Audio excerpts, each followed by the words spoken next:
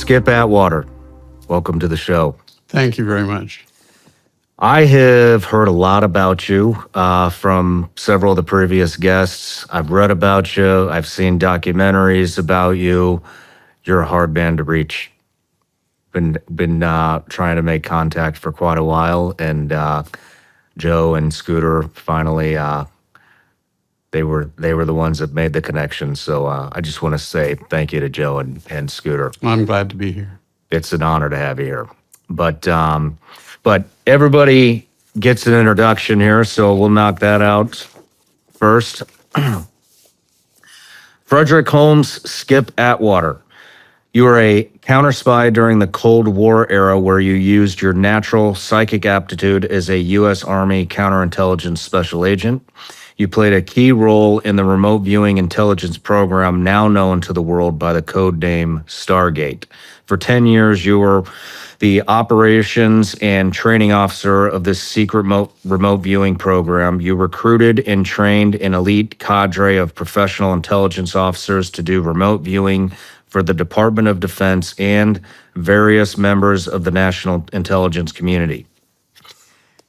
After retiring from the Army, you became president of the Monroe Institute in Virginia. In your book, Project 8200, UFO UAP Bases and Activities, the original remote viewing transcripts, you show us the results of Pat Price's famous exploration of 4 mountains around the world where Price believed UFO bases were located. You're the author of Captain of My Ship, Master of My Soul, Living with Guidance. You have been featured in several film documentaries, including Ghosts in the Afterlife, A Scientific Investigation, and Third Eye Spies. Sure, I'm missing quite a bit there, but that's quite That's a big pile, is what you're going to say. That is. But, I have been fascinated with this subject for many years now, and with every person that I interview, I just get more intrigued. And you have been involved in this almost since the very beginning, from what I understand. And so some of the things that two main things I would like to do in this interview is, one, to cover your life story and how you kind of got involved in this. And I would also like to go over, the history of the Stargate program and kind of how it came on the map for United States intelligence. Yes. I can talk about all Perfect. I can talk about all that. Perfect. But before we get too in the weeds, I have a Patreon account. Patreon, it's a subscription account. There are top supporters. A lot of these folks have been with us since the very beginning, and they're the reason I get to sit here and you're here as well. And so one of the things I do is I offer them the opportunity to ask every guest a question. And so this question is from Jay. What neurological structures in the brain are responsible for these altered states of consciousness? Is it simply dreaming? That is an interesting question, because we've been thinking about the brain for a long time, and the brain is this and the brain is that. And it used to be thought of hundreds of years ago of that's just to keep your head warm, because they don't know what the brain is and what's going on up there. But it's something that, over the past 50, 100 years has become the answer to everything. If it's it's in the brain, you have to fix this part of the brain right here. That's what's wrong with it.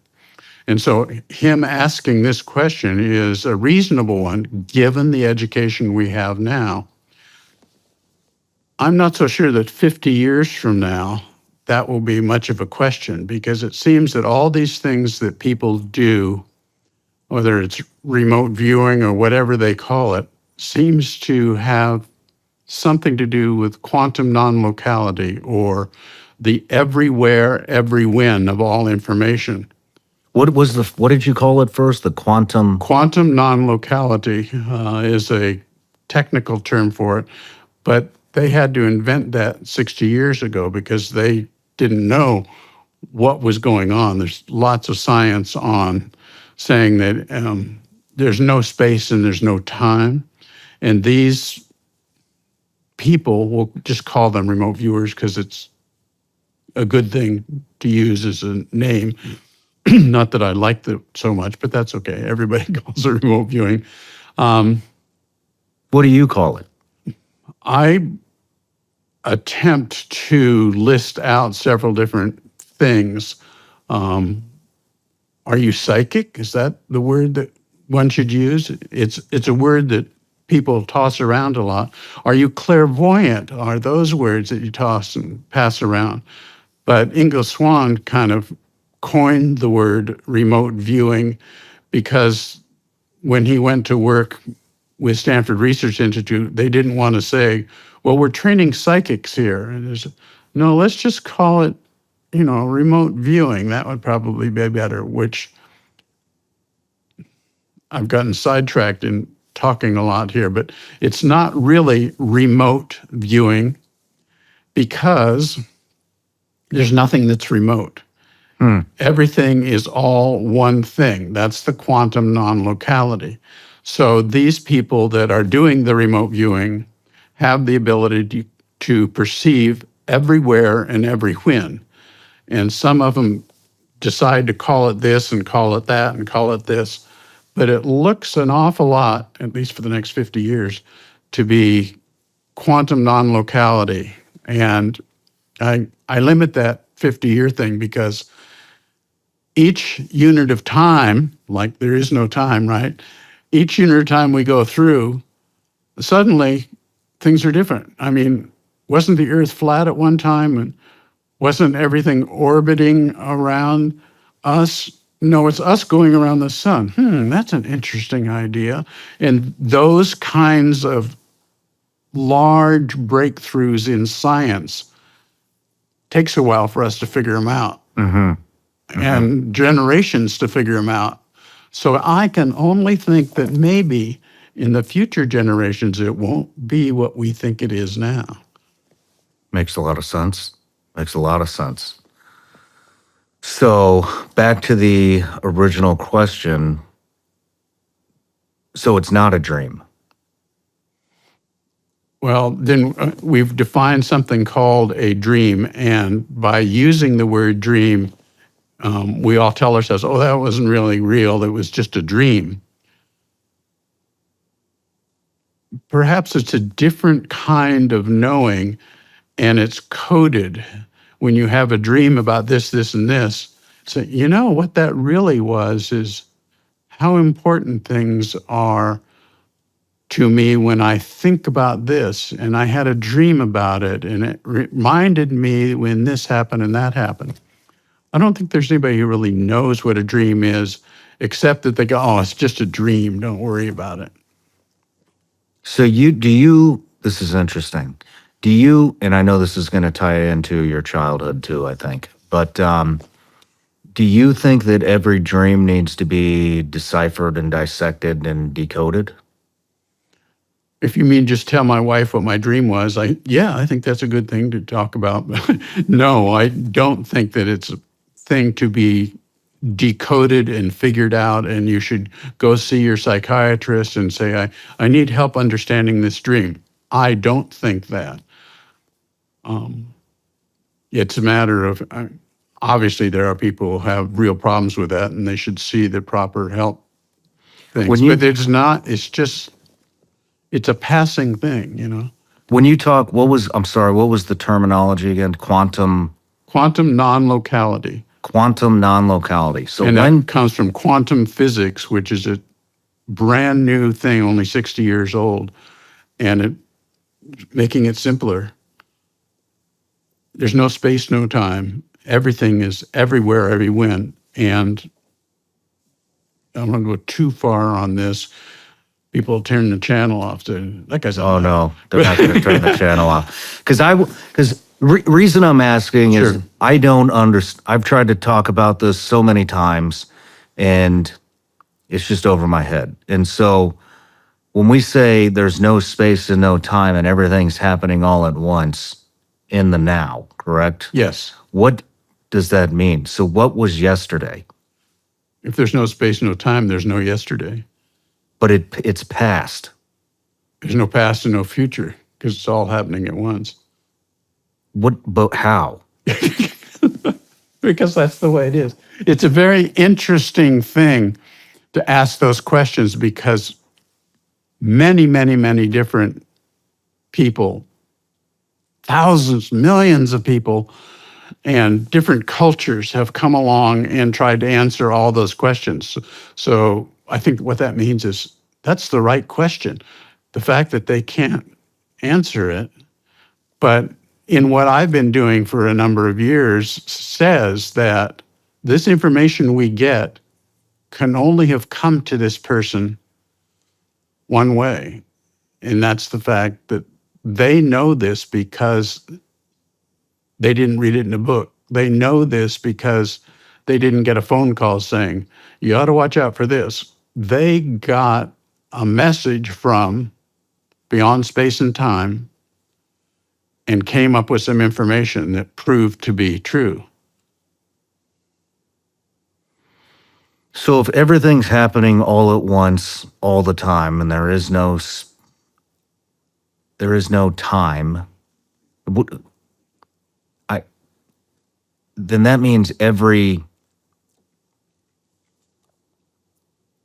you could break a millisecond down into a nanosecond and break that down, and it just continuously, it never ends. You can just keep dissecting. And so does that mean, where is all this happening all at once? That means everything's happening all at once. So that means what I just said 2 seconds ago is happening again, correct? There's no again if it's all at once. Help me understand this. I just thought of a joke in my head when you were talking. It's like, he's trying a second chance. And I snipped the word second out. Yeah, I was glad to be of help, but I am as confused about it too, except for things happen in my life and other people too that say, it's funny you brought that up because I was just thinking about that too. And do you think that means this and this? And it's like, well, how could you have thought about it yesterday morning and I think about it 2 days later and it's the same thing? Doesn't that mean there's a little hint that we are all one together? And I use a gesture that you might want to cut out, but I always say, God. Yes, God is a religious word, and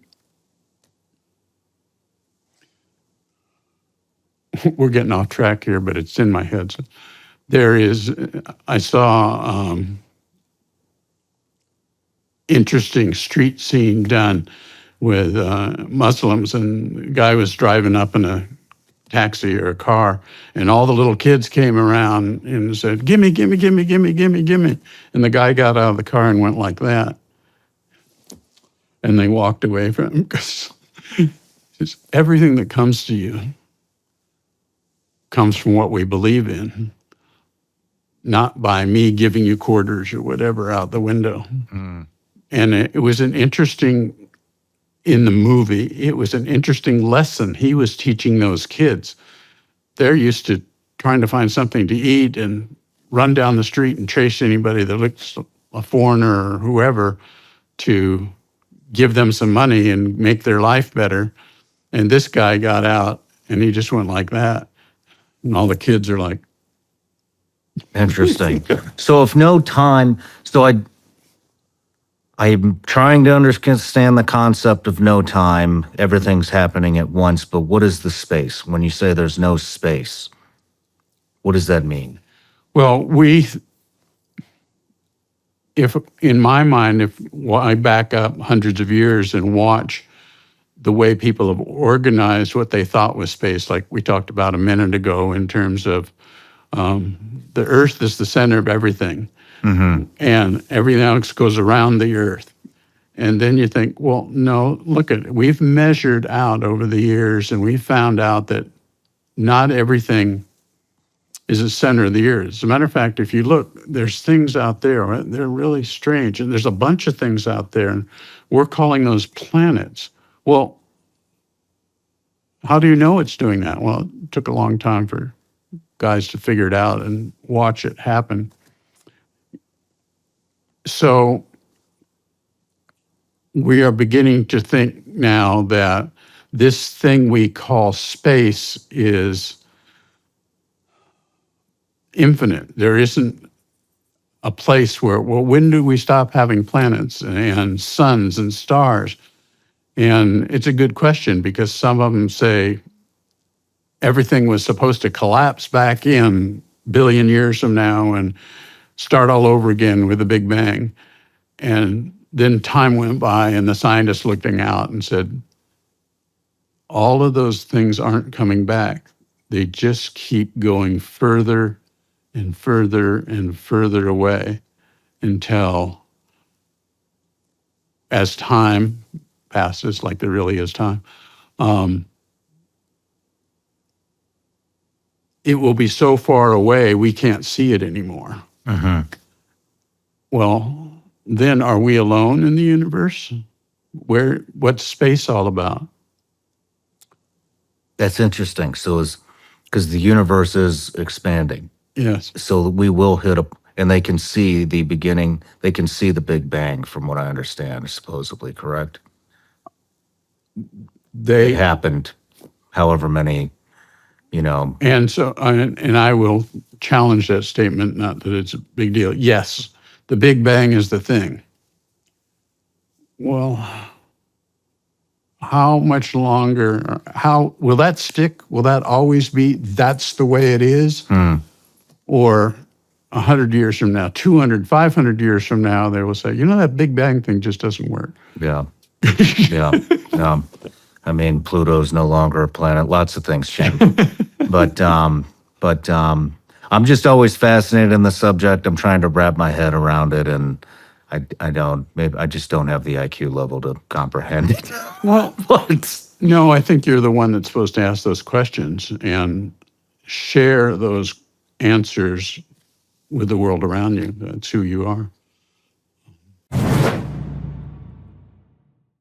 While we may have won this election, the fight to restore a great nation has just begun. Now is the time to take a stand, and Patriot Mobile is leading the charge. As America's only Christian conservative wireless provider, Patriot Mobile offers a way to vote with your wallet without compromising on quality or convenience. Patriot Mobile isn't just about providing exceptional cell phone service. It's a call to action to defend our rights and freedoms. With Patriot Mobile, you'll get outstanding nationwide coverage because they operate on all 3 major networks. If you have cell phone service today, you can get cell phone service with Patriot Mobile with a coverage guarantee, but the difference is every dollar you spend with Patriot Mobile helps support the First and Second Amendments, the sanctity of life, and our veterans and first responders. Switching is easy. Keep your number, keep your phone, or upgrade. Their 100% US-based customer service support team will help you find the perfect plan. Right now, go to patriotmobile.com/SRS or call 972-PATRIOT and get a free month of service with promo code SRS. Switch to Patriot Mobile today and defend your freedom with every call and text you make. Visit patriotmobile.com/SRS or call 972-PATRIOT. I know everybody out there has to be just as frustrated as I am when it comes to the BS and the rhetoric that the mainstream media continuously tries to force feed us. And I also know how frustrating it can be to try to find some type of a reliable news source. It's getting really hard to find the truth and what's going on in the country and in the world. And so one thing we've done here at Shawn Ryan Show is we are developing our newsletter. And the first contributor to the newsletter that we have is a woman Former CIA targeter. Some of you may know her as Sarah Adams, call sign Superbad. She's made 2 different appearances here on the Shawn Ryan Show. And some of the stuff that she has uncovered and broke on this show is just absolutely mind-blowing. And so I've asked her if she would contribute to the newsletter and give us a weekly intelligence brief. So it's going to be all things terrorists, how terrorists are coming up through the southern border, how they're entering the country, how they're traveling, what these different terrorist organizations throughout the world are up to. And here's the best part, the newsletter is actually free. We're not going to spam you. It's about 1 newsletter a week, maybe 2 if we release 2 shows. The only other thing that's going to be in there besides the intel brief is if we have a new product or something like that. But like I said, it's a free CIA intelligence brief. Sign up. Links in the description or in the comments. We'll see you in the newsletter. Thank you. Well, Skip, let's get into your story real quick before we do. Everybody gets a gift here. Oh, yeah? Nothing crazy, just a little something for the ride home. Those are Vigilance Elite gummy bears. Oh, boy. Yeah, I hope you like candy. Real treat. Yeah. Made here in the USA, Michigan. But well, thank you. I will bring that home to my family and I'll say, really? Oh, those look really good. Right on, right on. Well, Skip, like I had mentioned at the beginning, you're a massive part, played a massive role in the Stargate program and remote viewing and in U.S. intelligence. And so I want to talk about your journey on how that all came about. And so let's start in childhood. Where did you grow up? I grew up in Southern California, and my dad was a dentist, and my mother's father was a dentist. So the family business was dentistry for them. And there were a couple of kind of childhood things that were interesting to me because they seemed normal to me because they were happening in the family. And as I got older, I would say, well, I got kind of a weird family. And it sounds like I didn't like them because they were weird. It was more of a casual comment about that. My mom used to talk to animals that died, a cat or a dog or whatever thing, and they'd tell us kids, but they're fine. I talk to them and they're going to be okay and so forth. And I was like, okay, Mom, I'm going to school. I guess one of the stories is an interesting bedwetting story. When I was 10 or a little bit younger than 10, I was still wetting my bed, but I wasn't teased about it. It was just a thing that I had to pull the sheets off the bed and run them through the washer and then make the bed again. But it wasn't teasing or anything else. Of course, I felt a little of that at school, that people would talk about that. And one night I woke up in bed and the bed was all wet.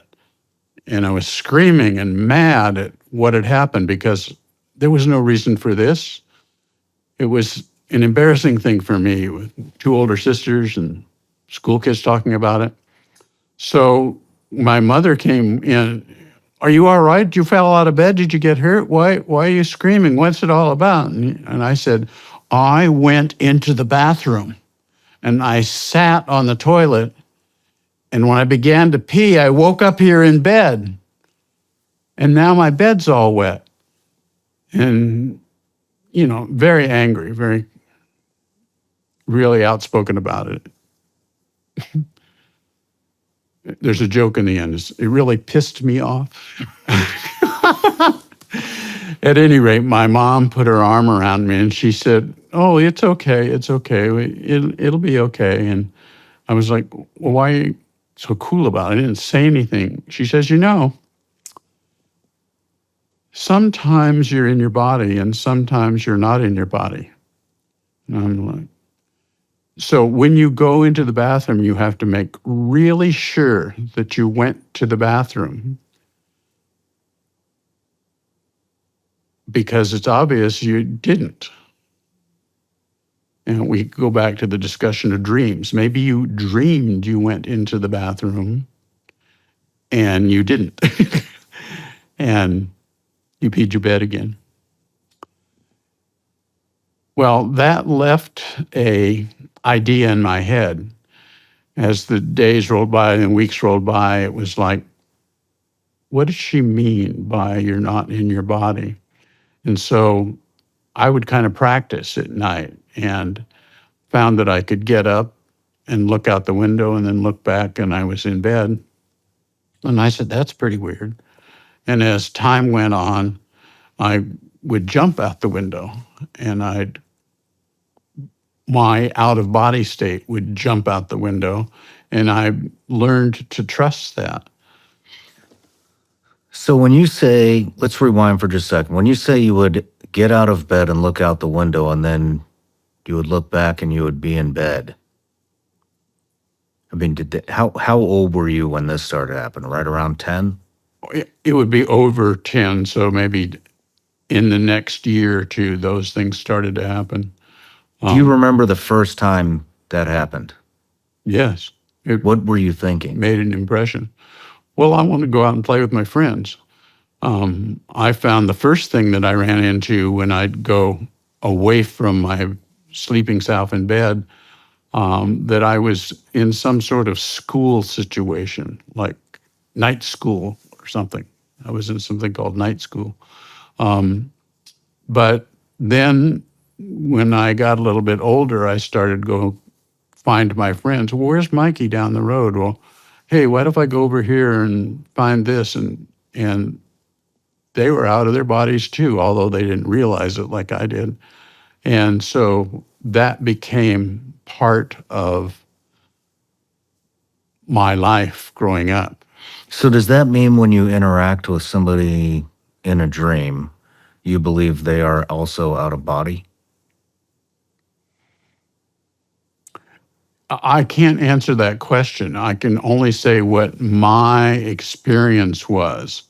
And the question is, are they out of body? And I'm not so sure that we use the term out of body. It's happens in the hospitals and dying events and everything else. And so we've codified that as, oh, you were out of your body. And then I say, wait a minute, Skip, wait a minute. You're everywhere, every when. There's not a being in the body or being out of the body. So I had to just, well, maybe I shouldn't talk so much because I don't know what the heck's going on anyway. So the next thing that was kind of like that, telling the story of the weird family I grew up with, which contributes to my eventual career. When I was older and was into, high school and cars and stuff like that, I got a car from my dad's nurse. She gave me a car and I crawled underneath and started taking it apart and everything. My dad was really liberal. It was okay if I took stuff apart and the garage got dirty, and he'd look under the car and say, how you doing down there? Are you making any progress? And he would very much, and let me find out for myself and let me figure it out for myself. And got that taken care of. And then later, I bought my uncle's car for $100, a 54 Ford. And immediately I went to the other uncle who gave me a 292 engine, which I had punched out 60 thousandths with a racing cam in it and so forth and so on. But there was something else going on. I could look at the car laying underneath it and look at it and say, oh, I see what's wrong. The exhaust pipe bracket is loose. And it wasn't something that I could see physically. It was like I could see through it.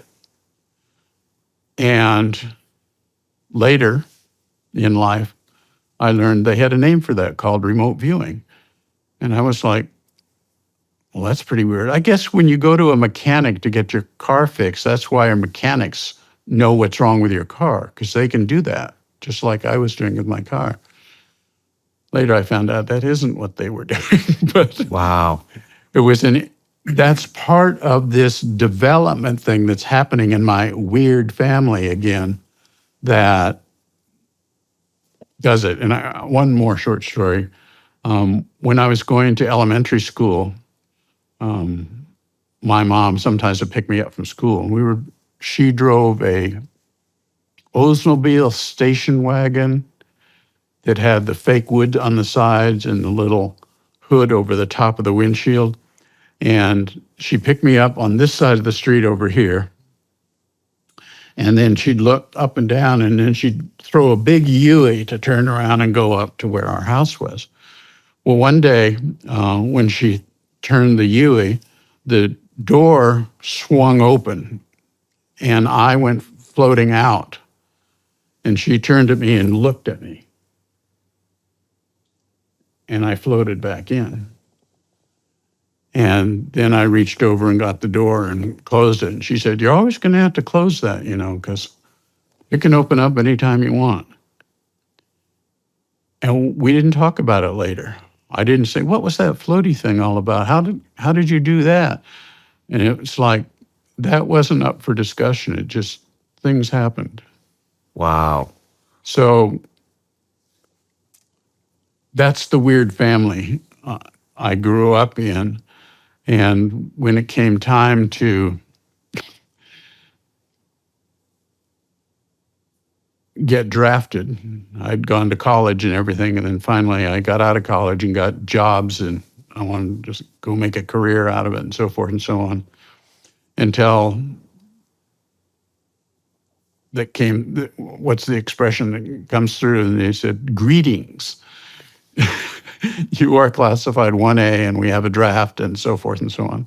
And the minute that happened, when I was going around to different department stores looking for jobs, they said, and so what's your draft status? Oh, they just got me in 1A here.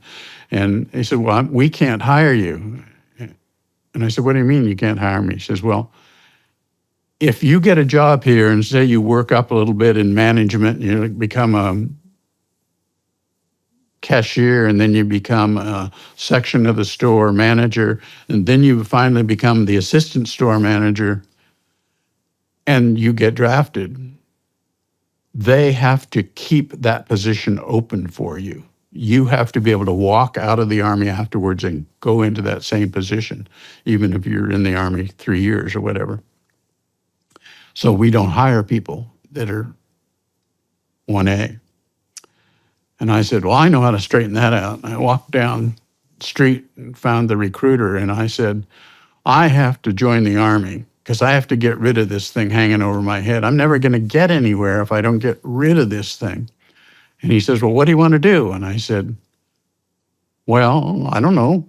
What's there to do? And he said, well, look at those brochures over there and spend some time looking at that. See if you see something there that you'd really like to do.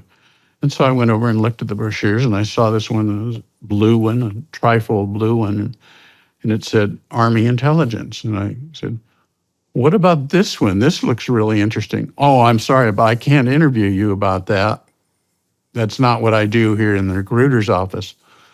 And I said, but this looks really interesting to me. I have some college behind me and speak Spanish and so forth. And what do you mean you can't talk to me? He said, if you really want to know about that, I have to make an appointment for you down in Los Angeles to see some agents down there, because they're the ones that have to decide whether they can accept you. What was the brochure? It was just a trifold brochure that said military intelligence, and it was blue on the outside, and I opened and read it, and that sounded better than being a medic or being a rifleman and getting shot or anything. And so I said, well, let me go talk to them. what this is all about is, in my book, it says living with guidance, and we define guidance. There seems to be something moving me through my life that I'm not entirely aware of. It's just like, oh, okay, that looks, oh, okay. Now at my age, I say, oh, that's what that was. Anyway, I got into military intelligence. Well, what was it? What was military intelligence? No, what was the thing? I'm sorry, I lost. What was the thing guiding you through life? Oh, God. if you use the word God, yeah. What do you use personally? You just use a hands motion. No, but I only remember that, and my wife share it back and forth because we know where it comes from. It means we are all one. We are all there already, and we have souls there that help us, and souls that can split themselves and go help other people, and they can be here and still helping you over there. We are the oneness. Okay. So I went off to school, and my mom has always told me, you're going to be okay, but I don't want to go to Vietnam, man. And you're all going to be okay. And so I go through the school, learn how to interview people and be a counterintelligence agent, so forth and so on. And you like that? I say so forth and so on, just to fill in the blank there. And there's another one, this, that, and the other thing. So when it came down and the assignments in the classes where they were graduating people in classes out of there, trying to make a lot of counterintelligence people, every other class went to Vietnam, and then the next class went everywhere else, Europe, around the US, and so forth and so on. But it was something to worry about as you were coming up to graduation. And I got sent to another strange place called Alabama. So my first assignment was, isn't this interesting? And my mom used to say, somebody's always going to take care of you. Yeah, Mom, whatever you say. And I went to Alabama, and I know 6 months later, Vietnam was over with. And that began, what am I going to do now? Well, as a corporal or a sergeant by then, I guess, every now and then I got the duty of the teletype. They didn't have other things besides teletypes at that time. And so they'd call me over to the headquarters building and say, okay, this is your week on the teletype, and learn how to use it and everything. Everybody here does that, so we all know how to use it. But what that meant is I got invitations to, how would you like to go to language school? How would you like to go to technical school and learn how to bug things? How would you like to do this? And I would take the ribbon out of the teletype and say, we have a volunteer for that right now. And so that's how I created making all of those particular things for me, and went to language school and so forth and so on. Went down and spent some time in Panama. But let's rewind real quick. yes, So it sounds like your mom had some type of ability as well. yes. Did your father? Yes, but it was much more subtle. My dad was a quiet guy, and he was subtle, but he was tuned in to what was going on. He was raised as in the religion where they don't believe about going to doctors. I don't remember what the name of that is right now, but when he had a broken shoulder bone, his mom tied a red ribbon around it, and that was supposed to heal it up. And yet he became a dentist, but they didn't call that a doctor. I mean, that's a dentist, for goodness sake. That's not a doctor. So he was very gentle about things.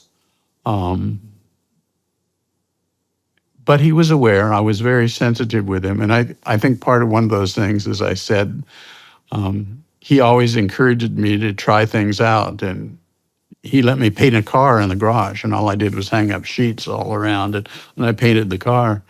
And he said, "How did it turn out?" And I said, "Oh, it's pretty good. Painted Uncle's car blue." No, I had a 40 Chevy and I sprayed it taxi yellow and wrote taxi on the side of it. And they didn't like that driving around Glendale, California. And finally, a cop came by and he said, "We want to talk to you about your car and the word taxi on the side." I said, "Yeah, what's wrong with that?" And he said, "There is no law that says you can't do that. There's no problem with it. However, all the people that are in the taxi business can't stand it because they think it downgrades their feelings about their own car." And I said, "Okay, I don't have a problem with that." So took taxi off the side, and I think I sold the car for $75 to somebody or something. So Nice. Did you have brothers and sisters? 2 older sisters, yes. What about them? They were girls.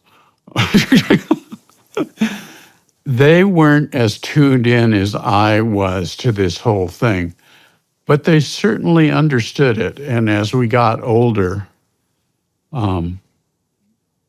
we'd talk about these things. They're both dead, and we'd talk about these things and them going through their deaths, and I was there with them and so forth and so on. And they respected, is that an expression? They respected me down. They knew something was different about me. It was 4 years to one sister and another 4 years to the other sister. So I was the youngest of the family.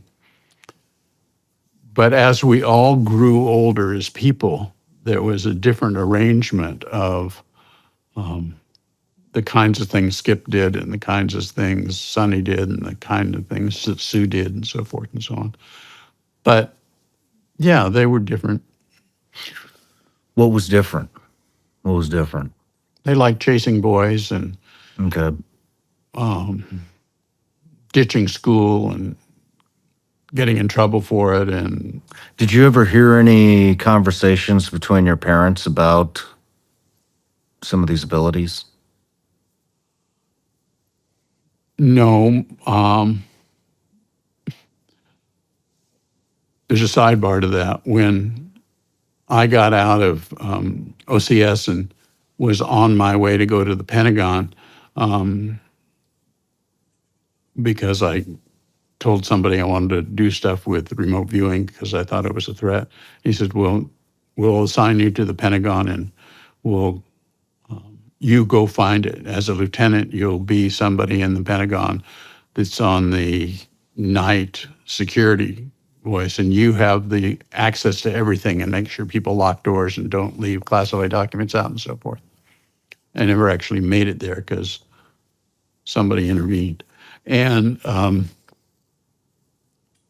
but the story about, did your parents ever ask you about things? When I told my parents I was moving out to the east and I would be in and around Washington and so forth and so on, and in the Pentagon and so forth, and she said, "Oh, well, if you're moving out east, you should look up Bob Monroe." And first of all, I didn't know what a Bob Monroe was. I had no idea. And so my thinking in my head was, do you know how many millions of people are on the East Coast? I don't know somebody named Bob Monroe. And what is she talking about anyway? And so I'm nodding to my mom, yeah, sounds like an interesting idea. Who was this guy? I didn't know. So I drive out there, and just before I left Fort Huachuca, Arizona, which is where I was teaching at the time, got a call from up at Fort Meade, and INSCOM had just moved half of their outfit to Fort Meade, and the assignments officer called me up and said, "We're changing your orders of going to the Pentagon." And I'm like, man, this guy arranged for me to go to the Pentagon so he could help me find out about remote viewing. And now these orders have been changed. And well, I guess I'll just have to forget about all that stuff called remote viewing and what I wanted to do and help the intelligence community and so forth and so on. And so I got reassigned up to Fort Meade and went behind the green door, as they say, is... Real quick, before we get Yeah. into Fort Meade, how did you find out about remote viewing? Through the Army, Thank you. inside of Army intelligence. Thank you. I was teaching at Fort Huachuca, Arizona, and a friend of mine, Rob Cowart, and I found Putoff's book, Mind Reach, where they published all of their remote viewing studies, as much as the CIA would let them publish that. And I got a hold of that book, and Rob and I would look at it. Look what they say in here about this. Both of us were counterintelligence specialists and doing inspections in different countries and so forth and so on. We don't check for this. We don't see if anybody is remote viewing our Army units. Ding! Something happened. And so I went to the colonel down there just before I went to OCS, and he said, well, you keep your nose clean, you come on back here, Sergeant Atwater, I'll see if I can get you any assignment you want. When you come back here as a lieutenant, you be ready to tell me what you want to do. And so, meanwhile, months ago, Rob Cowart and I were talking about this book from Putoff, and he said that, we were like, we're counterintelligence specialists, and we're not doing anything about this. We're not climbing in people's attics or whatever we do. So when I got back as a lieutenant, I went into Colonel's office, and he said, well, Lieutenant, you're coming to me to tell me where you want to get assigned? And I said, well, sir, it's a little bit different than that. And he said, well, what's that? And I said, there's a book here by some scientists called Mind Reach out at Stanford Research Institute. And they're studying something called remote viewing. And he said, well, what's that? And I said, that's why I'm bringing you this book, sir. I think this is very dangerous and a threat to the counterintelligence work we do. And he said, well, leave the book with me, Lieutenant, and come on back tomorrow, and we'll talk about this. Came back tomorrow, and he said, Lieutenant, I think you're right. And that's when he reassigned me to the Pentagon, which I never got to. So that's the beginning of it, of how I got into remote viewing. Started back at Fort Huachuca with Rob Cowart, deciding this isn't right. We should be doing something. This is our job to watch this. And then things switch back and forth from the idea of not getting to the Pentagon. That wasn't the place I should be. Arrangements were made. And wound up at Fort Meade behind the green door. And I was given a room behind the green door after I passed all my security clearances and everything, and dug through the safes in the room. And I reached down into this one, picked it up. Those are 3 classified documents on remote viewing. Wait a minute. I thought all this remote viewing stuff was done since I didn't go to the Pentagon like it was planned that I was going to go do that. What is this stuff anyway? So I read through it. And Major Keenan, my boss then, was down the hallway, and I came out and said, what is it, Lieutenant? I wasn't the regular lieutenant because I'd been in the Army 10 years as an enlisted man, so they had a little more respect for me. And I took these in. I said, sir, I found these 3 documents here, and they're all about remote viewing. And he said, oh, yeah, Lieutenant Colonel Scottsko was over there, and he was very interested in that. General Thompson was the one that was looking after that. What was that all about? And General Thompson in this story becomes Major General Thompson later. And there's a term in the military called getting a grandfather, meaning there's somebody who's going to take care of you, make sure you do the right thing. Turns out General Thompson was my grandfather because Keenan, Major Keenan, who I went to with these documents, knew General Thompson. And he said, I've got a guy in here that knows about this. What's his name? Atwater. He said, you let Atwater do whatever he wants to do. And I didn't know that was happening. Interesting. But I knew General Thompson knew Kit Green in the CIA, and they'd been working together, and he knew all about this stuff that the CIA was doing. So General Thompson had his finger on me through Major Keenan, and he said, well, what should we do about this? Well, we should recruit some people to do this. And how are you going to do that, Lieutenant? I said, well, I think we ought to interview some people that have security clearances so that they can do the kind of work we do at looking at the counterintelligence problem. That was the beginning, before it was called Stargate. That was the beginning of doing this and working through this situation to get these people trained. Wow, very interesting. So how did you guys, where did you start? I mean, a lot of people have security clearances. There's a lot of people in the intelligence world. It sounds out there. It is what it is. Yes. First, what we decided to do,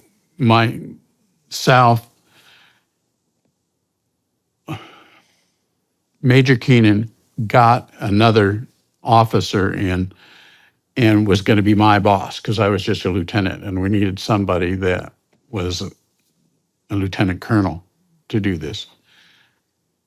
And someone who'd been around INSCOM so that he could go talk to anybody he wanted and had lots of clearances and stuff. And so he was going to be my boss, and I was going to be the remote viewing expert, which I had to invent, but that's okay. And we decided that we should survey the people around the greater Washington, D.C. area that were in INSCOM. And we thought, well, they have to be assignable. They can't be, there's a lot of people in the Army that I need to do this job now so I can get promoted then, and I need to do that job here, and we need to do that job there. And they build up a career pattern of jobs that they have to work up promotion. We had to find somebody that didn't think that way. So we looked at a pool of about 200 people around the greater Washington, D.C. area that were Army people and civilians, male, female. And we took newspaper clippings that talked about people who had a near-death experience and people who had this happen to them, newspaper-type reporting of psychic stuff. And we'd take it to him and say,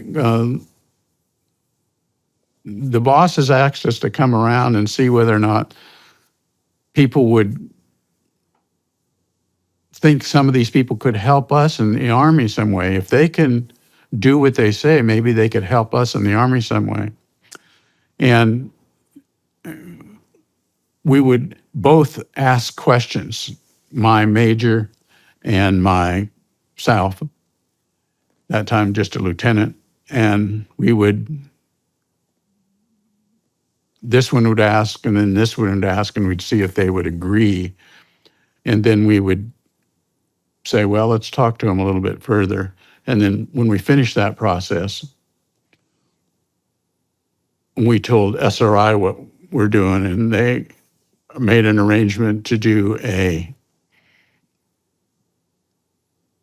exposure of these people, and we were going to pick 3 people. And I tried to use the word to train. He said, oh, no, no, no, no, no. We don't train people. We evaluate people, but we don't train people. Okay? Don't use the word train when you talk to Stanford Research Institute. That's what I learned as a little lieutenant. And so I said, so for our orientation, we want to do 3 people. And meanwhile, we recruited these people by the method I told you of showing them the newspapers, and some of them weren't the right people. And when we told them we had 6 people selected that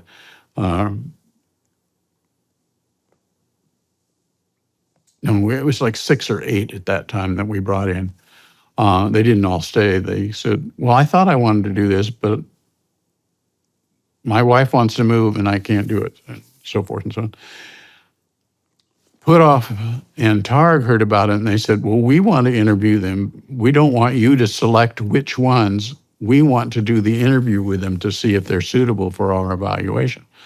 So they came to Fort Meade, and we brought all these people in, and Put-Off and Targ, and talked to them about it, and liked the people and shook their hands and everything. And then we went out to lunch, Put-Off and Targ, and Scotty Watt and me went out to lunch, and they were whispering at each other. And finally, Put-Off said, well, I don't think we want to take 3 people. He says, I want those 6 guys. Well, how about the agreement we had on how much money we had to pay you to evaluate the 3 people? He says, we'll do it for the same price. Those people sound good to us, and we'll deal with them. So they eventually took the 6 people out there, and then later on found the best 3 of those and had the 3 of them go back again. For example, Joe McMoneagle. What are some of the evaluations that you guys were conducting to find the best candidates? Okay. There's SRI situation, continue with that, what they did. What they did is they had people, somebody would drive away from SRI, and then someone would sit back at SRI and get interviewed and say, describe to me where Dr. Put-Off's gone. And then later they would bring that back, and they would have, this is the true place he was. And then there were 6, 1 out of 6. And so they scored them. Another person, a judge, would look at what the remote viewer tried. I can't make 10 into 6, can I? That doesn't work. And he would score them. No, it's not that one. This wasn't a racetrack.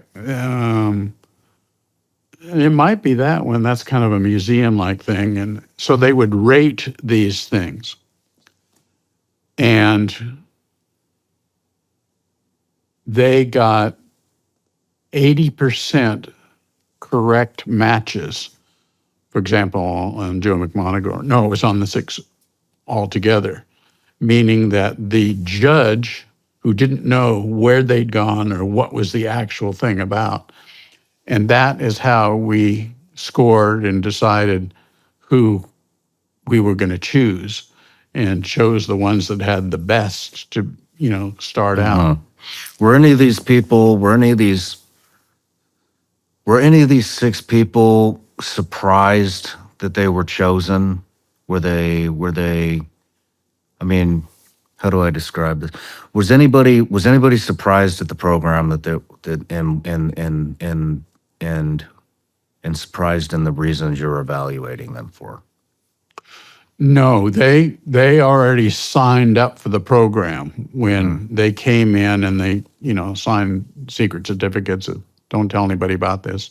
Your boss doesn't know what you're doing, but he knows that the boss tells him he has to go to Fort Meade today to do something, and he's doing it for me.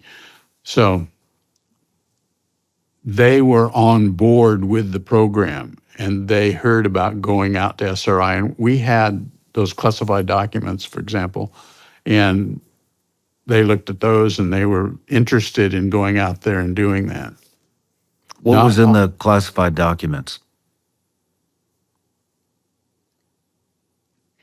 There were a couple of them on Project Scan-8. They were things that had been done before, things that the Soviets were doing, and was the first beginning published evidence that, not the stuff that the CIA knew, but it was the beginning of Department of Defense stuff that was published, that they had been looking at lots of people around the world that are doing this thing, and why aren't we doing this? Do you know how we found out other intelligence agencies and countries were doing this? Spies. Who was the first one to adopt this? I don't know the answer to that. I don't know the answer to that. And I probably would have to say, I can neither confirm nor deny if I knew. What were they? I'm the lieutenant that discovered the stuff in the safe, went and talked to Dale Graff and so forth and so on. What were they? Can you tell me what they were remote viewing inside the U.S.? I don't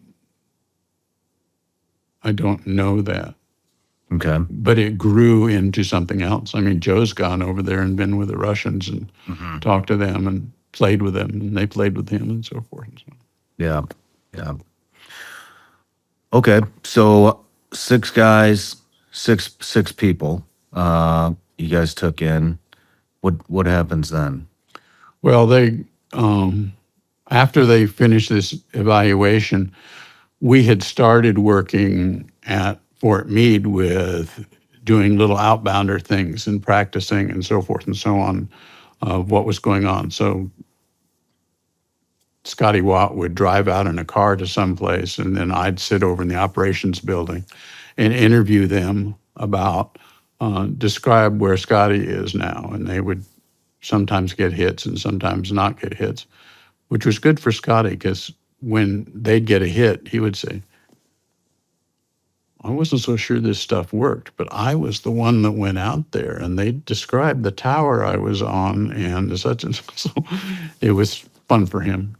I'll bet that would be a very unique experience. So I just want to tell you, we were working with the people, and they, some of them came and lived in our offices there at Fort Meade, and others would come from someplace, and we'd make an appointment for them to come. One of those was Joe McMonagle. He was working down in the Washington area, and we'd say, can you come up on Tuesday and Friday? And so he would say, well, if you arrange for my boss to tell me where I have to be. Yeah. And so he was part of that same thing, testing it out for himself and us testing how to run this thing. And 3 others, SRI wanted them back, and they had some things that they wanted to try out. Can you read with remote viewing? How about if this happens, or how about if that happens? What about if it's underwater? Would underwater stop it? And none of those things mattered. Interesting. And or distance and everything. And one of the interesting things that happened as time passed, there was Pat Price was remote viewing for them at SRI. And he had one target that he talked about, which was water tanks. And there's tall tanks, and there's 2 water pools down here. And it's a sewage processing plant. And so when they went down to look at the sewage processing plant, hopefully so the remote viewer could learn things he missed. Well, how come he didn't talk about the red building or whatever? Turns out that it was a swimming pool. And it was like, well, you did get the water, but there's these big towers of the sewage processing plant, so forth and so on. No space, no time. 75 years later, long after Pat Price himself died, the Menlo Park local government published a book of all the things that had been going on for years and years and years. And Russell Tarr got a hold of one and opened it up, and he was like, 75 years ago, that coordinate was not a swimming pool, but a sewage processing plant. And there was the pictures of the towers and everything. And so they started thinking about this differently. First they were like, oh, that remote viewing was 20 blocks away. That remote viewing was when you went on vacation. That remote viewing was 3,000 miles away. And then this thing came up, and it was, remote viewing is outside of time. Pat Price never knew, because he died, 75, that was a sewage treatment plant. Wow. So it was an awakening to the scientists to say, there's something more here that's going on than what we think we're doing at SRI. Very, very interesting. I mean, what is time then? What is it? It's that word that just came out of your mouth. then what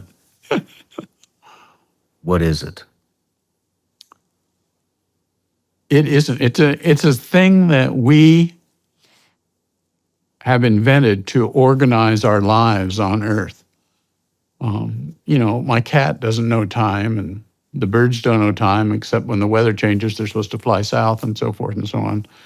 But they don't think of time. And if I knew more about the history of cultures, different societies over time that have come up over the hundreds and thousands of years, they probably have lots of differences.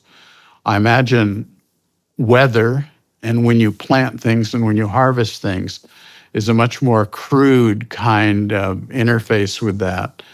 And you're not so concerned about, let's see, it's about. Mm-hmm. Mm-hmm. So that's a really good question. What is time? And my answer is, well, it depends. Who is keeping track of something and decides to say, that's spaced out this way. The seasons of the year, except if you live at the North Pole and the South Pole, they're pretty much always the same season, kind of thing. But sounds like humans are the ones that are more concerned about time. Okay. Let's talk about some of your career in remote viewing. Right. Remember that I am not a remote viewer.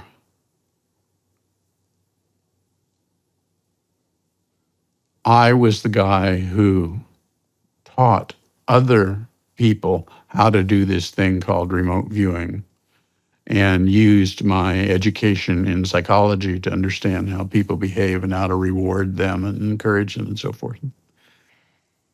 But I am not, by the definition of what a remote viewer is, I'm not a remote viewer. But you do have abilities. Yes. But I don't generally, and I wouldn't say my abilities are remote viewing. And I generally try to stay away from that topic because I want to present myself, this is the way it was done, this is the way it was monitored, this is the way that it was validated, given to the Pentagon these answers, and this much was right that they told us about. I like playing that role Okay. as opposed to I do remote viewing too. Interesting. Understandable as well. How was Joe when you met him? Joe was kind of a complainer about, I can never get this right, and they're not promoting me fast enough, and they should do this and they should do that. And that was bitching was his forte. Had a marriage that was breaking up. But boy, could he remote view. So I love Joe. I mean, I really love that. He made the day. He would tell me things, and I'd be sitting there, how in the world did he know that? I mean, all I did was from Major Watt across the way, he said, okay, well, here's what we're going to start on today. So one of the things we did was, not always, but one of the things we did is I wouldn't know what the target was, and it might be in an envelope or it might be a coordinate or whatever. And I would take it over to Joe. So I don't know. Most of the time, I don't know, and Joe didn't know either. And then I would take it back after doing one short session. Joe would say, well, this is a cold area and this is really cold. There's snow on the ground and it's northern somewhere, but it's a industrial area. There are smokestacks there and there are many buildings and so forth and so on. So I'd stop. That would be the end of the session. I might have him sketch some stuff. And I'd go over to Scotty Watt and I'd say, sir, this is what we got today. And he'd open it up and he'd say, schedule your second session. Because he could tell me, you're on track. There's something going on here. So it's an interesting situation. I have to diverge a little bit. People were talking about, oh, it's coordinates you use. Oh, it's a picture you use. Oh, well, let me say, you can't use coordinates anymore. You got to scramble the numbers and make up a number and say that's the number. Still works. And how about this and how about that? What I really think right now, maybe tomorrow will be something else, but there was a trust between Joe and I. When he and I were in that room, I didn't fool around with him.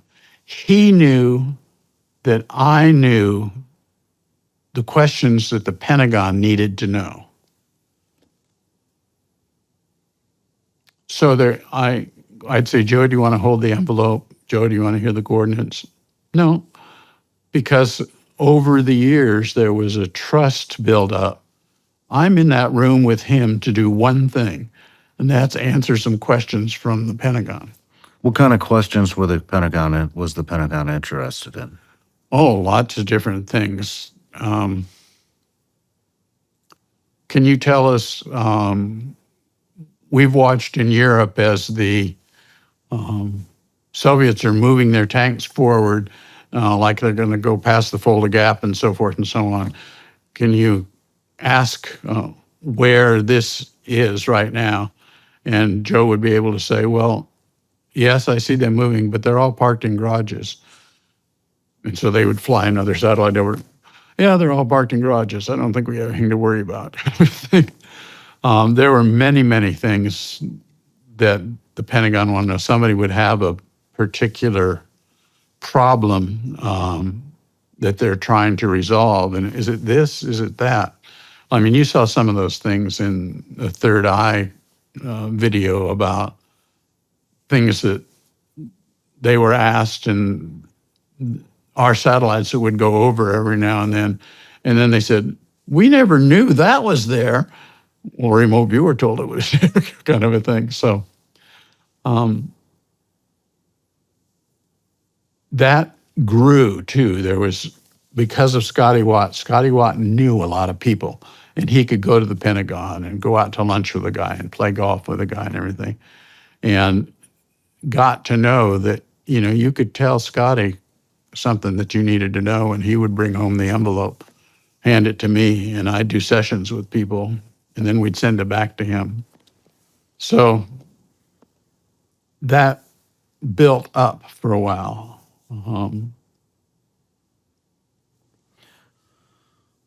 Let's take a quick break. And when we come back, we'll get into Project 8200. Okay, that's great. Perfect. Join me and my special guest for the next behind-the-scenes experience exclusively available on Vigilance Elite Patreon. The behind-the-scenes footage is raw and uncut. This is as close to the set as you can possibly get. You can expect anything from off-topic conversations, studio tours, the final moments before the interview starts, and everything in between. The behind-the-scenes content is constantly evolving and will continue to bring you more as we grow. You can gain access for just $15 a month exclusively at Vigilance Elite Patreon.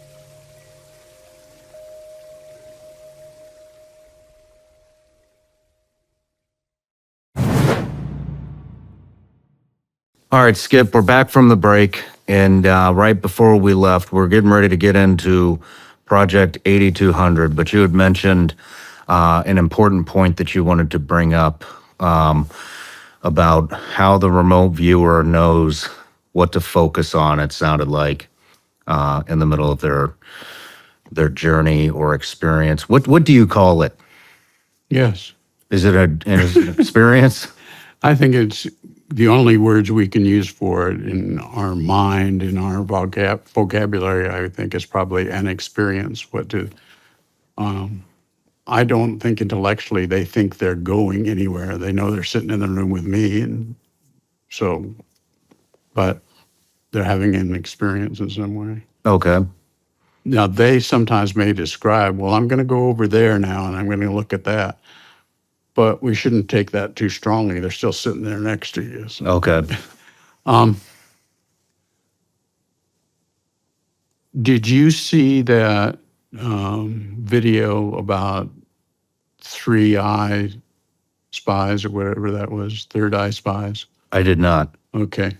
So that's perfectly okay, but it has to do with the way I would tell a story, because otherwise I would say these things and you would say, oh, yeah, but you're not going to do that. Okay. Excellent. So I what I discovered recently something that I had not given a great deal of thought about it, and I've been in this business a long time, and I was like, whoa, this means something, regardless of what happened. This means something. So the background to this is that in the days of Puthoff and Targ at Stanford Research Institute, they obviously had a contract with CIA, and Kit Green was the guy in CIA who was kind of watching them and was in charge of what they did. And then he would take the results that they would get in their evaluating and testing and studying under protocol this idea of remote viewing. And he would take and show some of the results to his people at the CIA. And they started to think, both Kit Green and other people at CIA was starting to think, how do we know that they're sticking with protocol? And how do we know that they don't have some other access to the targets that their remote viewers are getting? So he decided Kit Green, was going to come up with something that would prove to the other people that were questioning him. You know, this stuff is garbage. It doesn't work. It doesn't make any sense to us. He keeps telling him about it and everything. So he decided what he was going to do is he was going to go to another friend of his in the CIA and go to him and say, I want you to give me a set of coordinates, geographic coordinates, that I know no knowledge of it. I know nothing about it. I don't know what it is. And he said, okay. And he gave him the coordinates, and he said, so I don't know what this is. That means nothing to me. I don't recognize it as being the Eiffel Tower or anything. And he says, that's right. You won't know what this is. So he passes that out to SRI. And SRI comes back with this. It's a very elaborate description of this place. He says it's very secret and guards and fences around it. And I went inside and I looked through safes, and on the wall this was written, and opened up the safes and read what the words and names of the files were, and end of session. And so when he gets that back from SRI, he takes it over to his friend, whose name, by the way, was Dave, in the CIA at that time. And he started laughing. He says, this nonsense that you're doing, kid, it's just nonsense. It's ridiculous. And he said, well, what do you mean? He said, I built a cabin last year and fixed it, and I gave you the coordinates to the cabin. And he went to his other friends and said, this is what SRI told me. And they're all like, you got to be kidding. And he says, no, this is this. And he says, that's a real place. And nobody knows about it. So he got in his car and he drove physically to the coordinates up in the mountains, found this guy's cabin, and said, what is going on here? This makes no sense at all. And he turned around and went down 100 yards down the road, and there was a well-cut, well-groomed road, and he turned up there and came over a ridge, and there was Sugar Grove. It was, in the late 60s and 70s, the Navy's installation for monitoring Soviet satellites. Interesting. Which actually physically doesn't exist anymore. Never mind, that wasn't ever there, but we have pictures of it, and you can look up Sugar Grove online. So I need to try to add here. When he went in, he said everything had to do with the names on things and the files and so forth had to do with playing pool. There was a cue ball and 9-ball and 8-ball and this and different kinds of shots and everything. And when he showed that to his other CIA friends, he said, all those are top secret, classified, LIMDIS names. Those are real names of a real project of Sugar Grove. And it was like, how did that happen? Well, because he had given, this is where it twists up a little bit, but I'll get back to it straight. He had given that to SRI and was expecting that either Hella Hammond or Ingo Swann would do the job, and they were going to look at it with one person and so forth and so on. Turns out that Pat Price was hanging around. He said, you guys got something going on here? Here, I'll help. And he was that kind of a guy, you know. And it was Pat Price's work that wound up at Sugar Grove and read those names that were top secret password names for everything that that Navy installation did. And they immediately showed up in Kit Green's office, angry and mad. And what did you do? And we're going to have to investigate this. There's a leak in your department here, and this and that and the other thing. And he said, SRI did it out in California. And then as sort of a joke and an enthusiasm when Puthoff describes this thing going on, he says, I'm trying to remember exactly what he says. Every law enforcement person in California showed up at SRI because they were really angry about all this information leaking out. Well, the point of this whole thing is all that stuff happened. It's very well documented. And what is it that when here was the target assigned by the coordinate, and over here was Sugar Grove. When he got sent here, supposedly, here's your coordinates, describe what's there.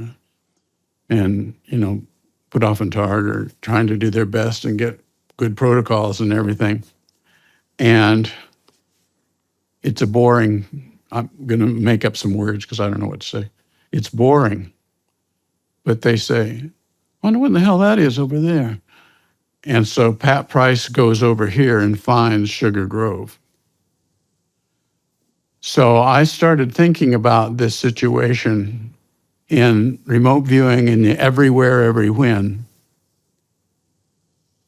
How do you know that that is a thing of interest? What is it that attracts you to that as opposed to following the rules? I want you to describe that cabin in the forest.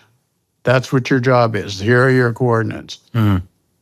And yet, he goes to Sugar Grove. It pretty much scares the bejesus about the CIA and the Navy at that point in time. So I started thinking about that in terms of all the remote viewing I've done and many others. If the theory of quantum non-locality is true, that there is no time and there is no space, what is that next?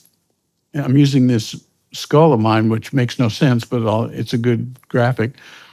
What is the next twist to that gets the remote viewer to describe that interesting thing? And how many times has that happened in the hundreds of thousands of remote viewings that are going on in the world? And somebody says, oh, that doesn't make sense. We asked you to do such and such, and you did so and so. Did they give any thought to, why in the heck did he do so and so? He usually does really good work. Why did he describe that? I'm still chewing on that. This is, less than a month in my head about this particular interesting thing. How does that happen? When you wanted to go over to Project 8200, how did Pat Price go and look at those things? Nobody told him to go look at that. He just was that kind of a guy that was attracted to go look at those things. He says when you talk to him, we used a policeman down in Burbank, he said, the detectives would come in and they would say this, that, and the other thing. And he said, I'd kind of roll my head back and say, well, you really ought to check out this. You didn't tell me you guys checked on that. He said, okay. And he said he'd be unusually right about those every now and then. And so he kept headed in that direction.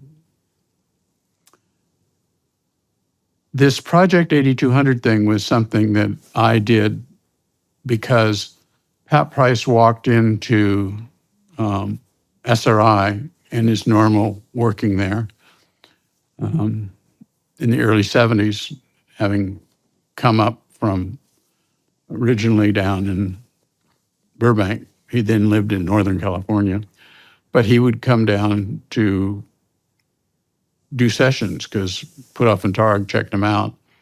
And so he would go in and he would do things, but they had to control him because he was a gregarious, wild cat. Is that a good? He was just uncontrollable in terms of what he would do. And he came in and on Puthoff's desk, he said, "You might be interested in this. I've been interested in this for a while, and I've found 4 UFO bases around the globe. And so you really ought to look at it." And 4 UFO bases. Yes.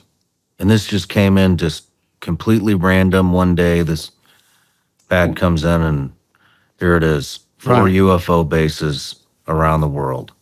Where were they? Or where are they? Yes, they're still there. This all happened 50 years ago, a little bit more than that now. Mount Inyangani, which is a country in Africa, isolated country. Mount Hayes is up in Australia. Mount Perdido is on the border of Spain and France. And then there's one in Australia, which I can't quite remember the name of that up in Australia. Hayes is in Alaska, correct? Hayes is in Alaska. Yes. Okay. Zeal, I think, might be the one down in Australia. So this was an interesting problem for Puthoff to deal with.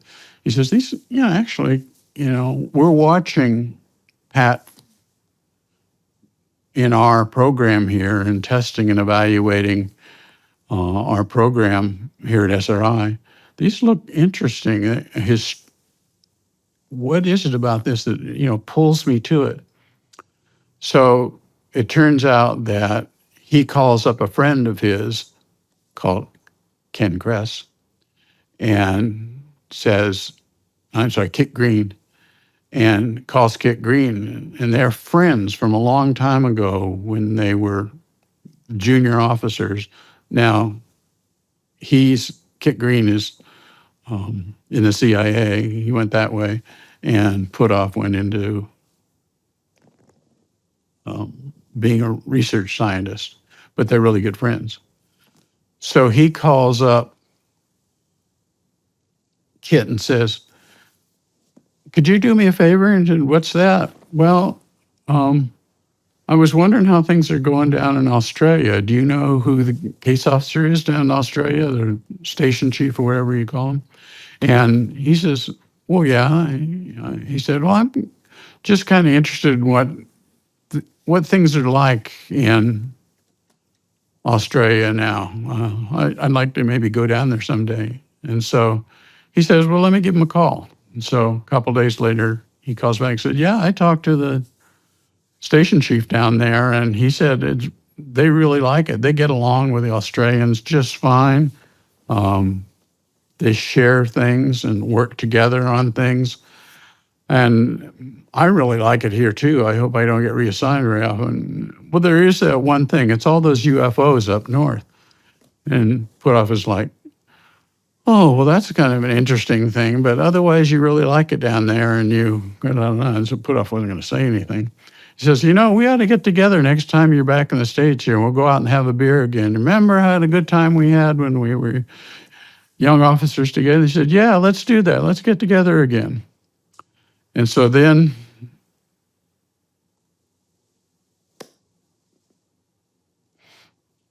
Puthoff had those on his desk and told Pat, "Don't ever do this again. Go get working. You're not to do things alone. You have to follow protocol.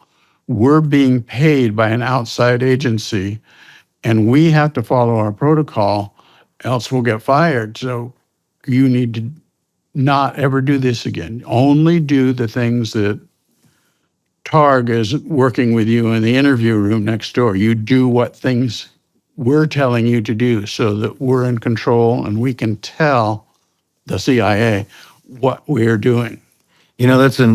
That's a very interesting demand considering it's all done in your brain.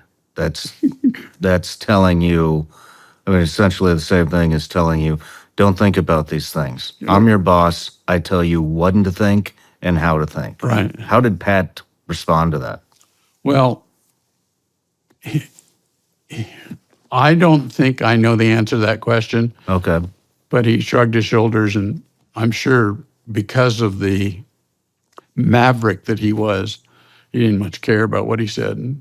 Probably motivated him to do more. Right. Who knows? My kind of guy. So anyway, Putoff keeps it in the drawer, and then he waits because this is a big hullabaloo and people whispering to other people in the office and all that. And so he waits and he waits and he waits. Meanwhile, Putoff and I are becoming good friends. I would go out there and check on the training and check on this and everything. And they'd always take me out to dinner and do this and do this. And finally I said, you don't have to do this. I'm with you guys. I know I sign your checks now. That's what I'm doing for a while because my boss left and now I'm the boss of you. I forget what you call that when you're the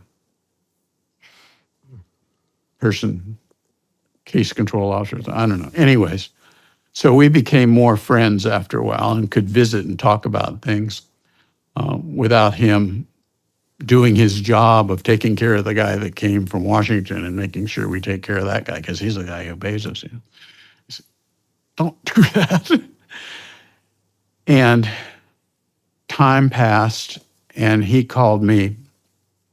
I have a different program that I run back at Fort Meade, which I think I've explained in some of the papers I sent, is if you're not doing something because you're at war or having something you have to do, you're practicing on that.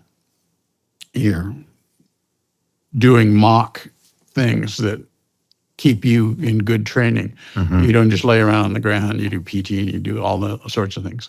So I had what I called a challenge program that I did when I had remote viewers that weren't too busy and they didn't have something immediately to do. I would come up with challenge targets, like send them to a very confusing museum that went around the circle like that and see if they could figure that out. Because, you'd be looking at this direction and then you turn around and look that direction and it would pass, 50 years in time because you're supposed to walk through the museum and look at the things. So those were challenge type targets that I did, several different kinds. So I Putoff gave me all of Pat Price's transcripts on the things. He said, do you think you could use this in a challenge target training? I didn't need the Pentagon to tell me to do it. I was the operations and training officer, and that's what I did, operations and training. On the training side, it was challenge targets. So I worked up a set of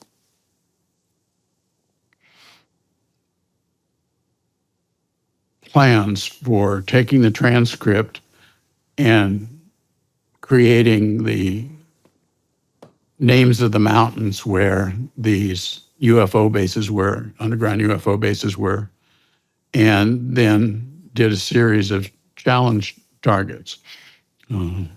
4 of them with Joe, who does a ERV thing, he just lays down and talks.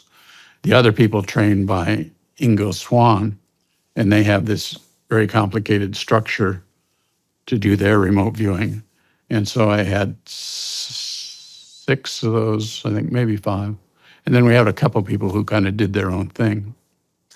And this was 10 years after. That's why I call it Project 8200, because it was 1973 when Pat Price did this. And then Putoff gave me the material here after, in his opinion, things quieted down out there and people weren't talking about this anymore. So he handed me these and see if I would run challenge targets on them. And so the Project 8200 is those challenge targets of asking Stargate remote viewers, giving them coordinates to go to and have them to describe what's there. What did he? And so these bases, were they part of the challenge targets? That I gave them the coordinates that Price had said, this is where I was looking.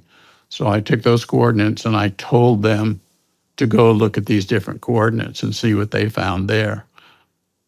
The Stargate remote viewers. So before we get into what they saw, what did Pat see at these bases? He described them as inside areas where 4 different kinds of groups of people who had different duties had inside places, that they were inside these mountains. What do you mean 4 different types of people? Races, genders? What are we talking here? Just different projects that they're on? Yeah, these 4 bases had different stories. I can read them to you what they were. They had different jobs that they did in 4 different bases. And so he would talk about, well, I'm going to go over to Mount Inyangani now, and I'm going to look at Mount Hayes. And so this is another thing that we talked about before. He just would go to this place as, well, this is very interesting over here at Mount Perdido, but I think I'll go back up to Hayes. And then his thing would change. And we had to go through the transcript very carefully. Where's he supposed to be talking about now? And then going back to the discussion we had a minute ago, how did he know which one to go to and might be more interesting and so forth? And that's just in the back of my mind now, so to speak. Silly the way I talk one way one time and say, then in the back of my mind, which I know it's not in there. Anyway, so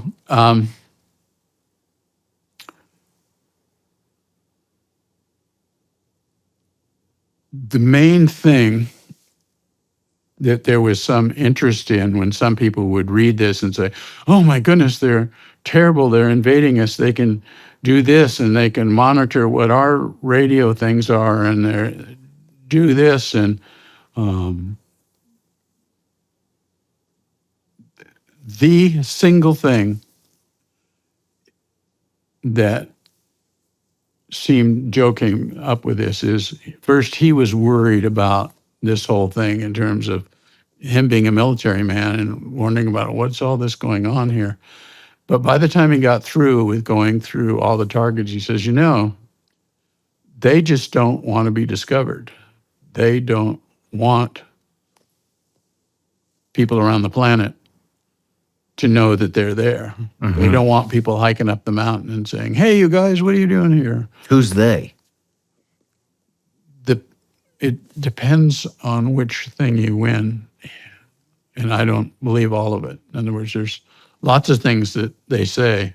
Mm-hmm. And like one of them is their home base is Mars. And I don't necessarily believe that, but other people have said something about that. So I'm looking specifically at the material I have and not adding in things that other people have said. So what is the material that you had on these 4 different locations? What were they? So we're moving to the next phase. And let me try to make sure I understand the question you're asking is that the only thing I had to start with was Price's transcript that Puthoff gave me, right? Mm-hmm. And I changed them into questions. So what was Pat's transcript specifically? What was going on at these 4 different locations? The one in Australia, Alaska, Spain, and the location in Africa. Joe started out on his thing, and he usually lays down, and then he gets up and comes to the desk and draws for me and explains the drawing. Meanwhile, I'm tape recording the whole thing. So he says, this is for Mount Hayes in Alaska. He says, okay, before I describe these pictures here, I have to make a statement. You have to bear with my descriptions and everything, what they lack, because I find a lot of difficulty in describing this because I've never seen anything that remotely resembles this part of the target. Now, he doesn't know he's looking at Price's stuff, right? Sealed envelope and all that stuff. I've never seen anything like it, just have no familiarity with it. I mean, I don't even recognize the screws and bolts of this thing. It's just completely off the wall as far as the target. So I have nothing to relate to. So I have to present it as I envisioned it. And I ask him, what do you mean by off the wall? It's brand new. It's never existed before. This is a prototype of something completely new concept. It's like asking an Aborigine who has never seen an automobile to crawl inside the automobile and then describe in his terms, what's an automobile? When he has no terms for screws and bolts and seat covers and windows and glass and metal, even the most rudimentary parts of this thing have no meaning whatsoever. And so we kind of knew he was in trouble. Let me see here. This is the kind of position I'm in. I've seen something. I have not even a rudimentary term to explain as far as other than a Gestalt concept. And you're really asking me to draw this? So how and why my drawings are not going to be very good? Skip a little bit. Given that's true, here's page 1. I have a bunch of water, land, ice, all these general things written here, my sketch. This is generally a very desolate area, and drew a mountain range, wrote mountains. This whole range of mountains extends for thousands of miles. So I'll give you an idea of the scale of which I'm drawing and sort of put an X here where I perceive the target to be. So, he goes on in his full transcript about Mount Hayes, an icy covered mountain and so forth and so on. He has a lot of them. I want to read you, you've heard of different types of remote viewing. Joe just lays down and talks, but then Ingo Swann tells this story about you have to put them right across this way and then go down here and write that, go down here and write that. It's Ingo's technique of trying to keep thoughts and ideas organized, which makes me wonder about this whole idea of you're everywhere, every when, and Ingo, although didn't speak of it that way, tries to get you to organize these different things so that you'll stay focused on something and not try to display everything. Anyway, this coordinate remote viewing here, the whole point of this exercise, other than challenge target, is to say, that thing that Price did in 93 and underground UFO bases, everything, is that a bunch of garbage, or is there any idea that maybe some of the things that he said were really true? And so the result of my thing is like, that sounds pretty darn good 10 years later. So this, I'm going to read this as a summary of one of those people that did the remote viewing by Ingo Swann. He didn't do it, but one of our trainees. His name was Bill Ray. Sight is a mountain. It is bitter cold and windy. Much snow, much wind and snow. There may be partly or completely frozen body of water nearby. The mountain is hollow. It is a large cave or crater. This has huge rooms and walls, curved high ceilings. There is an opening into the caves. The cavern is clear, sterile. There's equipment and different points there in the corridor. Some of the equipment is for monitoring, other support maybe for life support. There are silver metallic ships which are very quick. They are durable and are large and small. They are used to transport people and equipment. There are some people here. They are thin, emotional, unemotional, and have programmed feelings. They are strange and have a pre-designed mission. They are freezing and cooling, semi-isolated. They feel unearthly. The site has a research feeling, the feeling like security.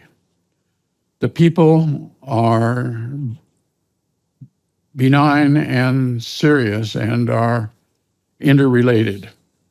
Site end. So there are several of those. I only brought one because of time. And what I did in 8200 to find out about what Price did in 1973, some people have said to me, oh, it matches perfectly. And I'm saying, I'm not ready to go that far, but it sure sounds like, you have two people and they describe what it was like when they went to the football game. And this one describes what it was like going to the football game. They're not going to be exactly the same. Mm-hmm. And I think that's what's playing into it here. These are all different people trying to explain this strange thing that they're seeing while remote viewing. Programmed thoughts. What is that? Did he expound upon that at all? There is a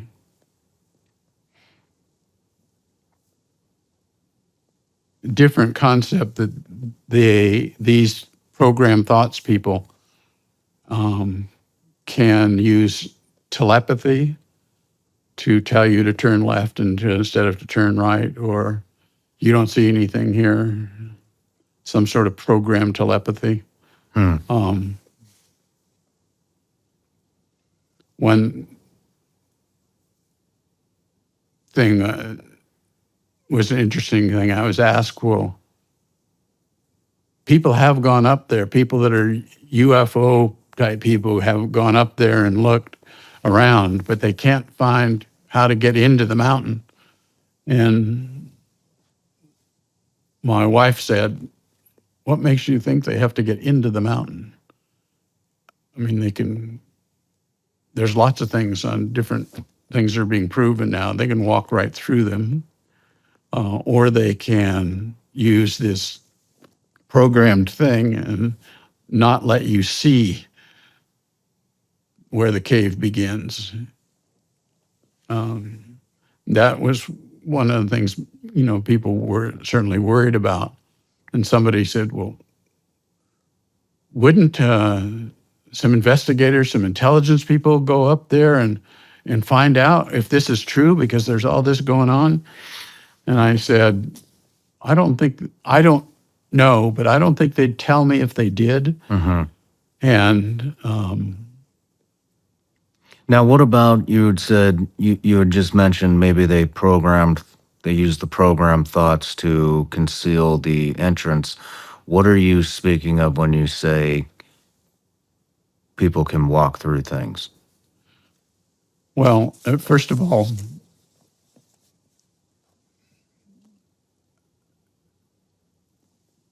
what is the name of that place that they're showing on TV now where they're studying that place in the mountains where they're watching? I'm sorry, I just can't remember it right now. But they see lights coming down and going in here and then going through the mountain and popping out over here. So we have these days physically watched that happen. And the idea that, it was just my wife's comment, is what makes them think they couldn't go through the mountain, so a softer way of saying that is they could be controlled so that they can't see where they go in the mountain. Mm-hmm. But there also are real films now that show that happens. How do you articulate that? What's happening there? How is that happening? I watch it on TV like everybody else does, and I see it come down, and it's been going on for quite a while. I think you must have seen the programs. I just can't remember the name of them right now. But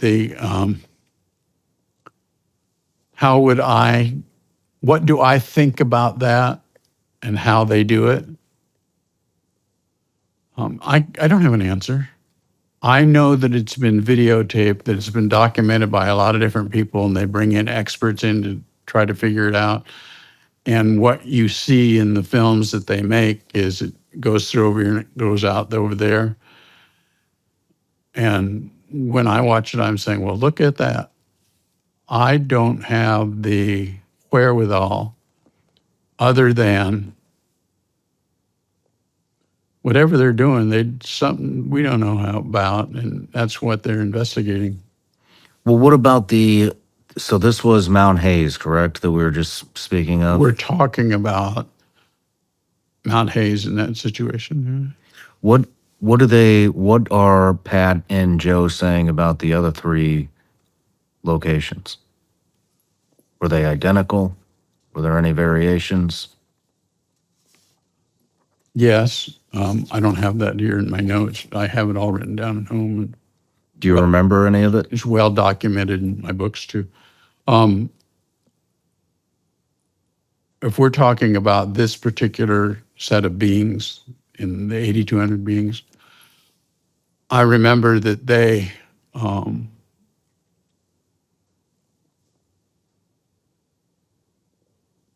reportedly would interfere with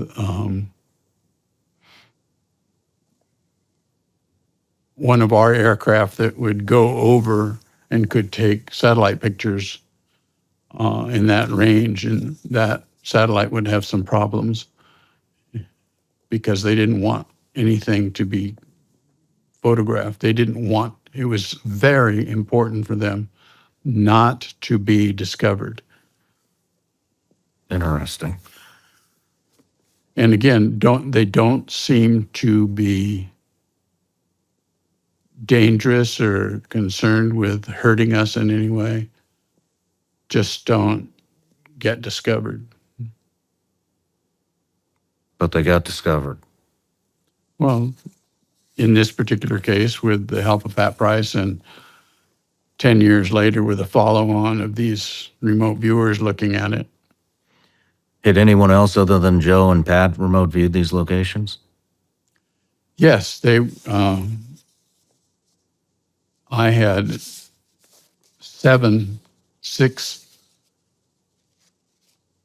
Joe did all 4 places. Pat did it, but then I had these other coordinate remote viewers or controlled remote viewers. I had 6 of those. And that's what I read you when I read you this. Okay. So with everything that you know about this, and I mean, you set up Project 8200, I mean, what is your conclusion? What are these? We have to ask the question softer. My job, I was an Army officer at the time, and my job to do these kinds of remote viewing things, this wasn't tasked by anybody but me, just for training purposes. My results are, these look very similar to what Pat Price did. I think that there's a validity to the Pat Price work and the work that they did. But when you take one step further is, well, what do I think about them? What are they doing? And how can they do that? And what this is? That wasn't my job. That wasn't something that I know about. It's pretty weird stuff. But it was It's pretty weird. Weird, all right. Project 8200 was about checking out what Price said. And my remote viewers said, well, interestingly, it matches pretty interestingly. So we're talking 6 to 7 different remote viewers all remote viewed these locations and had something very similar to say. Yes. And has there been any reported activity from civilian population, news, media, anything from any of these locations? Apparently, it is a common thing in those type of people that are UFO people or running around. There's many, many, many people who have big opinions about UFOs and want to talk about them all the time. Those people seem to know about this too a little bit, and I don't deal with talking to them. So, What is your opinion on UFOs? Are they real? I don't know how to answer that question. It isn't part of my job. And I hear you trying to suck things out of me in terms of, well, what do you think? Well, what do you think? And it's like, I think I did a pretty good job organizing how to find out what Price did. Do you believe in UFOs?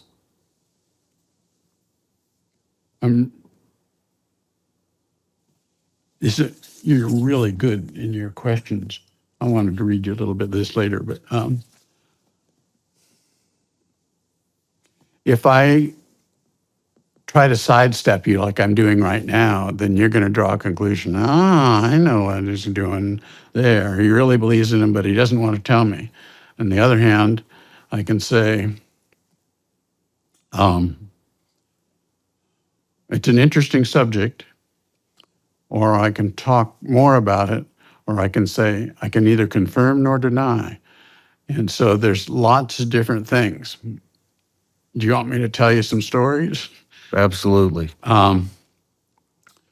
When I was a very small child, living in California, when I was a kid, was out in the front yard with my mom, walking around the ivy that my dad had planted, so instead of grass, so that he didn't have to cut the grass all the time, and just had the green ivy out there. Big, huge field of green ivy. And I looked up there and said, Mom, what are those 5 silver things up there? What are those things? And she just said, they call those UFOs. Don't worry about them. They're fine. And another story from my weird family. Ingo Swann had some encounters with a UFO on the ground, and he snuck over a mountain and watched him and so forth and so on. And I asked Puthoff, do you trust what Ingo says? And he says, yes, absolutely. Ingo will never lie. He'll have mistakes and look at this and look at this. But if he says he was there, he saw one.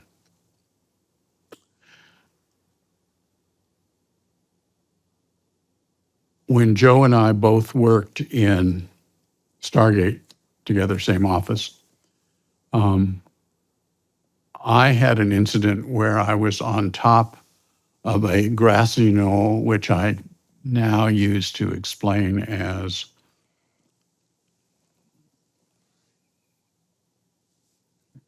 again, forgetting the name. I actually have a picture of it. It's important to say this name.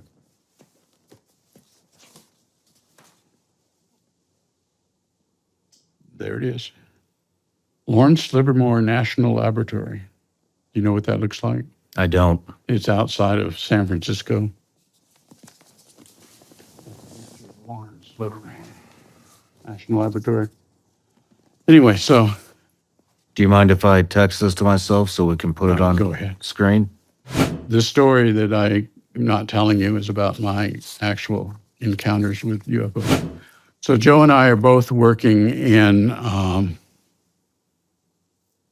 Stargate.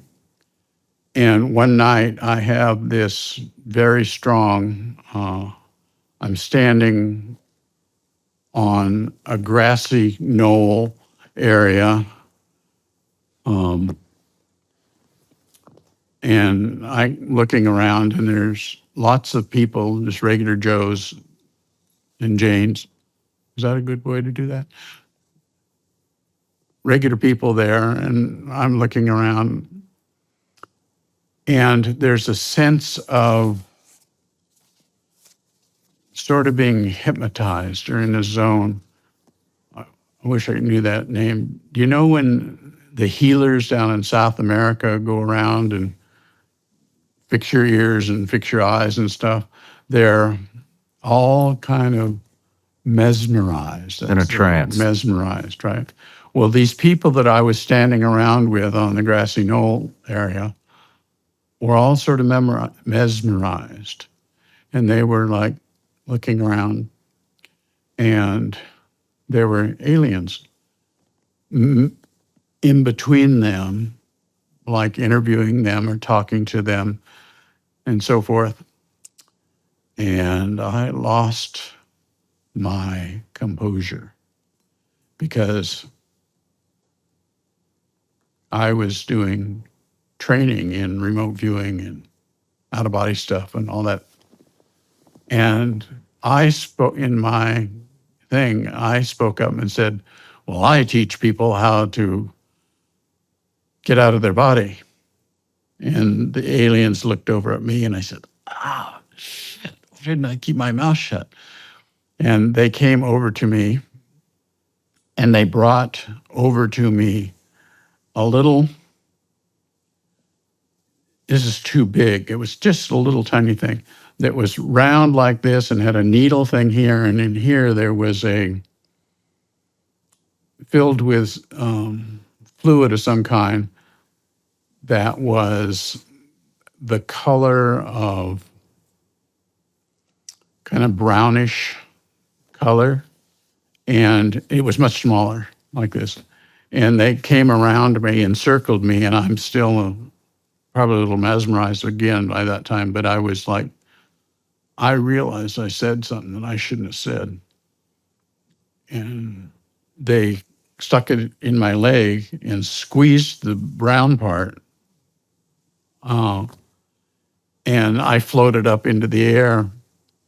And they said, kind of like that. And I was like, the other people and other aliens didn't care. They looked up, and say, hey, what is he doing floating? No, they didn't. It was, they didn't, because of their mesmerization, they didn't seem to care too much that I was floating up in the air and so forth and so on. Now, this is a dream, or this is real, or let's just say this is an experience that I had. this is an out-of-body experience. So you had an out-of-body experience in a grassy knoll. Is that correct? No, let's not jump to conclusions until I come to the end, and then I'll say I give up. But so I had an experience, and my experience was I was on a grassy knoll, and the next morning I wake up and I go to work at Fort Meade, and Joe's in the office with everybody else, and I walked by Joe. Well, I'm sorry, Joe was there. Amongst the other people, Joe was there, and I saw him there. So in the experience? Yes, I saw him in the experience. So with all the other people and the little aliens. So I went over to Joe and I said, hey, Joe, can I ask you something? He said, sure, what do you want? And I said, I was wondering if anything happened to you last night. He said, no, just all those aliens that you and I were with. I said, okay, thanks. And I turned around and walked out of the office, and Joe and I, to this day, have never spoken of it again. Why? Why have you not spoken with him about that? I don't know the answer to that, but we hadn't talked about it. Now, I did talk to put off about it. Sidebar, put off really believes in UFOs. Okay. Coming back to put off, I told him about my experience. Didn't tell him about Joe, I don't think. And he says, was it up at, what was the name of that place again? Mount Hayes. No. This. Oh, I don't know. Okay.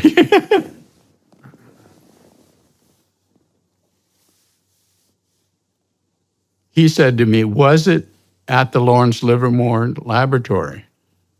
And I said, really? You think it was there? Because I know where that place is. And he said, well, there's a lot of incidents up there that get reported. And that's all he told me. But he knew about the Lawrence Livermore thing. So I started looking up pictures. And I said, that looks like a pretty darn good grassy knoll. Very, very interesting. So when you asked me about that, I was reluctant to say anything about that. And I have had a discrete out-of-body experience and found myself it's hard to talk about dimensions, but I was standing behind an alien in a spacecraft, just a small one, which I understand get bigger and smaller depending upon. At any rate, he said, you shouldn't be here. And I said, I know, I realize this is a strange place, but before I go, could I ask you a question? And this is really a very strong memory in my head. Excuse me, in my head. You know, I don't remember what I had for dinner last night, but this is in there. I'm telling myself I'm silly again. Dude, it's not in there. At any rate, and he said, okay. And I said, how do you get from here to Alpha Centauri? We can't do that. The only thing that we think about is I have to go really fast for a really long time. How is it that you can go to Alpha Centauri without any problem? And essentially he said, you wouldn't understand. So I said, I agree that that's a problem. However, I know that you have access to my mental thoughts. I mean, you're not talking to me with your mouth. You have access to my mental thoughts, and I understand that. Can you use what information I have in my head and try to explain it to me? And he said, well, do you know what a Rubik's Cube is? And I said, oh yeah, my son can do them in 2 minutes. He says, okay, so imagine a Rubik's Cube, but not necessarily just the 6 sides. Just imagine the concept of a Rubik's Cube. And I said, okay. Now imagine on each one of the tiles on the Rubik's Cube has a chart of the elements, an elemental chart. And you say, oh yeah, I know what that is. You know, I've had science in school and everything. He says, now, on each of the other 5 surfaces, there's also elemental charts. And I said, so, okay, but what's the deal? And he said, well, you're thinking about going that way very fast for a very long time. What he didn't say to me, which I'm thinking right now, there's no space and time. I'm only thinking that right now. That wasn't part of the explanation. Mm-hmm. And he says, so what you do to get to Alpha Centauri is you just twist the cube. And I said, what do you mean? He said, well, I told you wouldn't understand. And he said, when the periodic table occurs in a different place, you're at that place. And that's just a very crude explanation. But you have to stop thinking about go that way for a long time very fast. It doesn't work.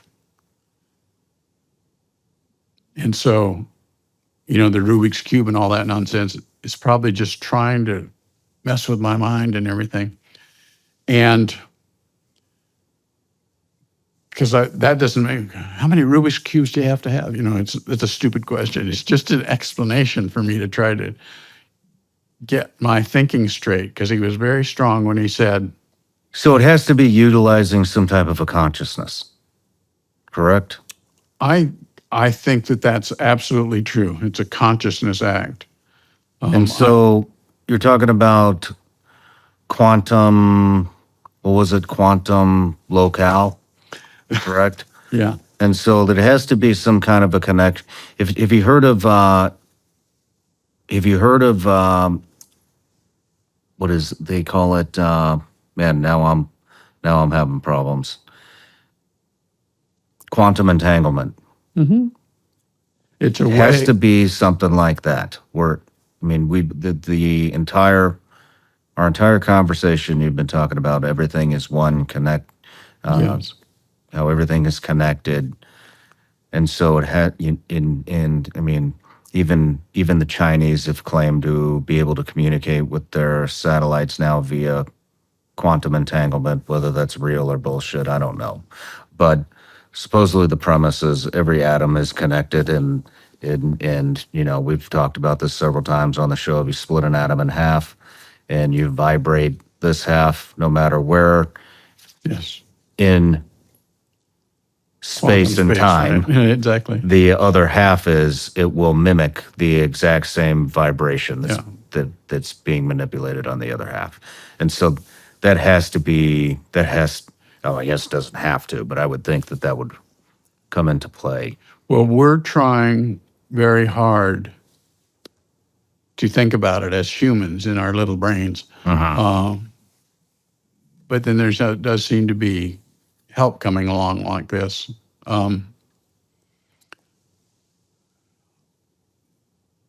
Just to end this part of the story, there's no end. There's no speech time. Time passed, and it occurred to me, wait a minute, I don't have to twist the cube. If I just turn the cube, on the other surface is a different world. And this same guy spoke to me instantly in my brain saying, I've been waiting for you to discover that.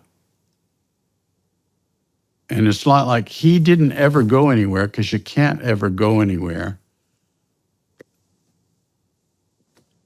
So it was very interesting to me.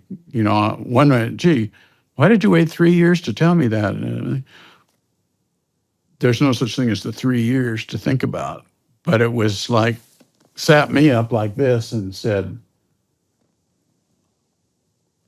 I didn't say anything. In my head, I was like, well, that was pretty interesting. And so, getting back to your question, do I believe in UFOs? I have had experiences. So I guess it's just a matter if you trust your own experiences or not. Yes. Do you trust your own experiences? Good experience. Oh, yeah. But there are false things around all the time. Green ice cream is no good for you. You ought to eat vanilla, And so is that a belief system? And I say, somebody told me one time you shouldn't eat green ice cream, And so, so I'm where I am right now at 77 years old, and the experiences I've had, I have no doubt that there is something going on besides us on this planet. There's something else there. And maybe because the everywhere, every when. And if they are all one, there's no such thing as, they're part of us, they're part of our family, they're part of our group. Interesting concept that I've not heard before. Do you have any other, how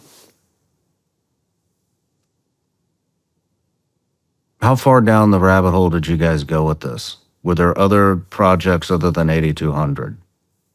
Of that type, no. I mean, I mean, I remember when I interviewed Joe, he had mentioned remote viewing a pyramid on Mars. And I believe the year was 2000 BC. Do you have any recollection of that? I sent Joe to Mars. You're the one that sent him there. Mm-hmm. Can you just kind of relive that experience?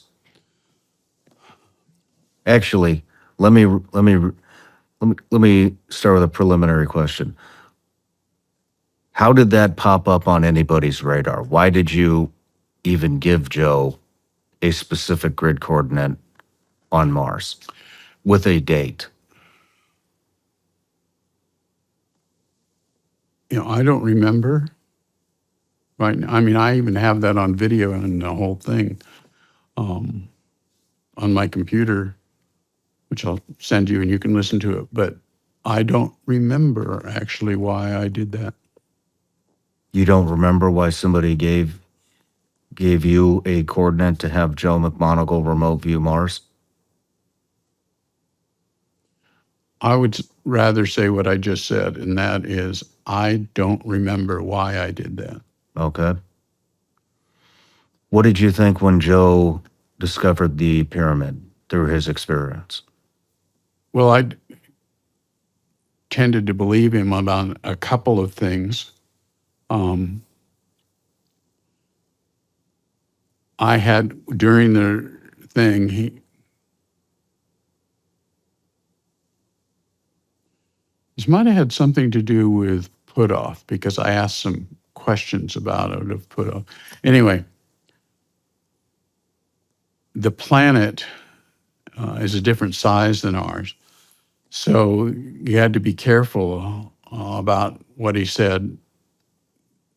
One time he looked at the sun and he said, "What's wrong with the sun?" I said, "Joe, we can't study that right now. We have to look at this coordinate here." And the coordinates on Mars all go just in one direction, east-west and north-south. But they, us, we split this way in our east and west. But on Mars, it goes the whole way around. I got goofed up for a while there. And then I remembered coordinates don't matter anyway. He's just doing what he's doing. And if I say it, go check out the peanuts, okay. Wouldn't mean anything.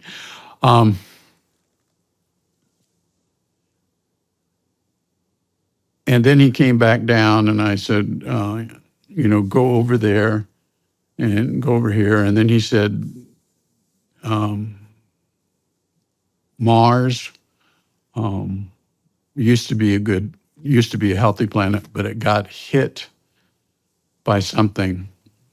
And I said, "Are you saying it was something exploded, something was destroyed?" He says it was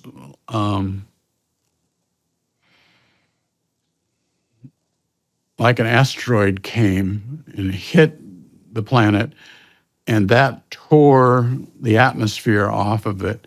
And for millions of years now, it's just been deteriorating after it lost its atmosphere. And then he said, and there's some people in the pyramid thing. I don't know if he just said building or a pyramid, but he could have said pyramid. And people hid in there knowing that the comet was coming.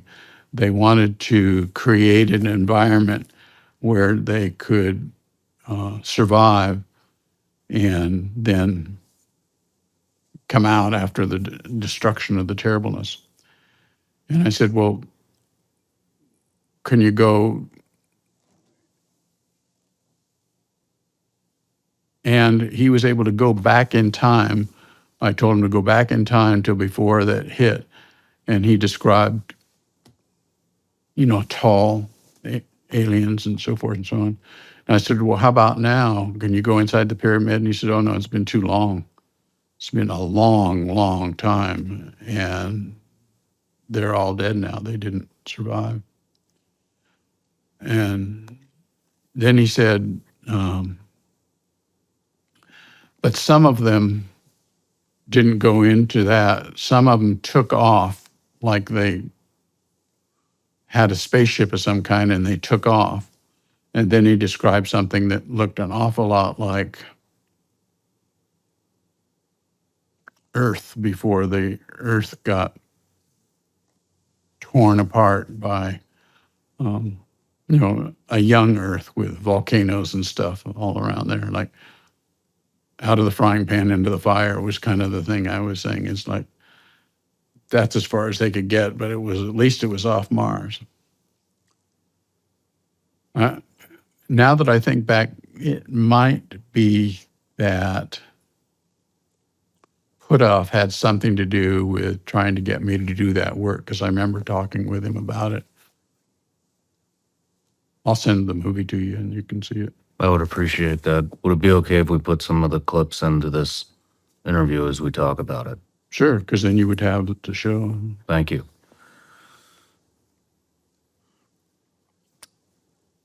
How did Pat die? Slowly this or not this. Or not. There are many, many stories about Pat dying, and everybody has a different story. Do you really want to? I mean, this is really. I can tell you that, and then you'll have the stories too.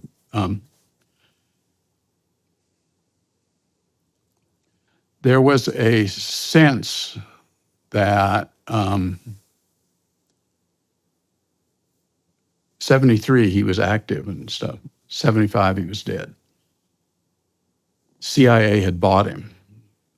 CIA got him away from SRI because they saw what he did, and CIA hired him. Lived in the Virginia area. Some of the reports say he was in Washington, D.C. No, he was in the Virginia area. That's how far apart Virginia and Washington, D.C. are. Depends on whether you go to the store or not. At any rate, there was a rumor that came up that he was sick and that he was going to die. And he collapsed in a restaurant, and they took him to the hospital. And I'm going to tell these stories differently, and you're going to get them mixed up, okay? Took him to the hospital, and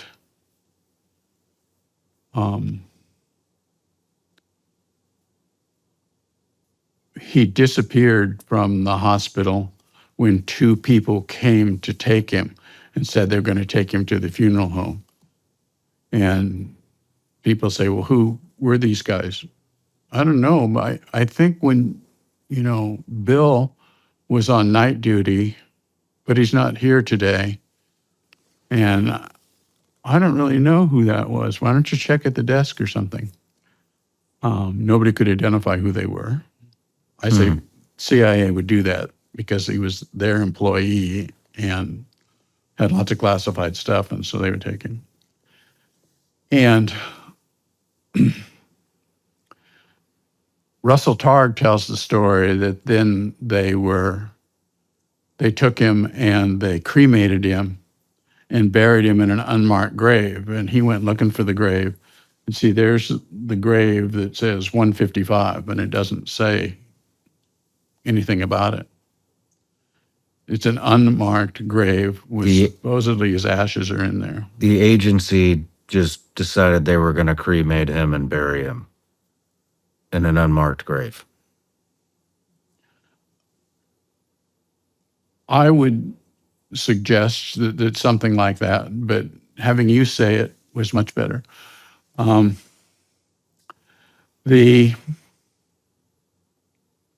That's one story. Okay, second story.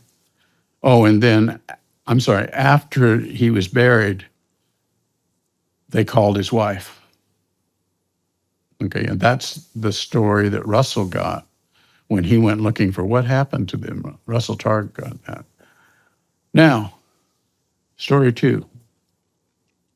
I think there'll be 3 stories. Story 2 is Pat Price, Russell,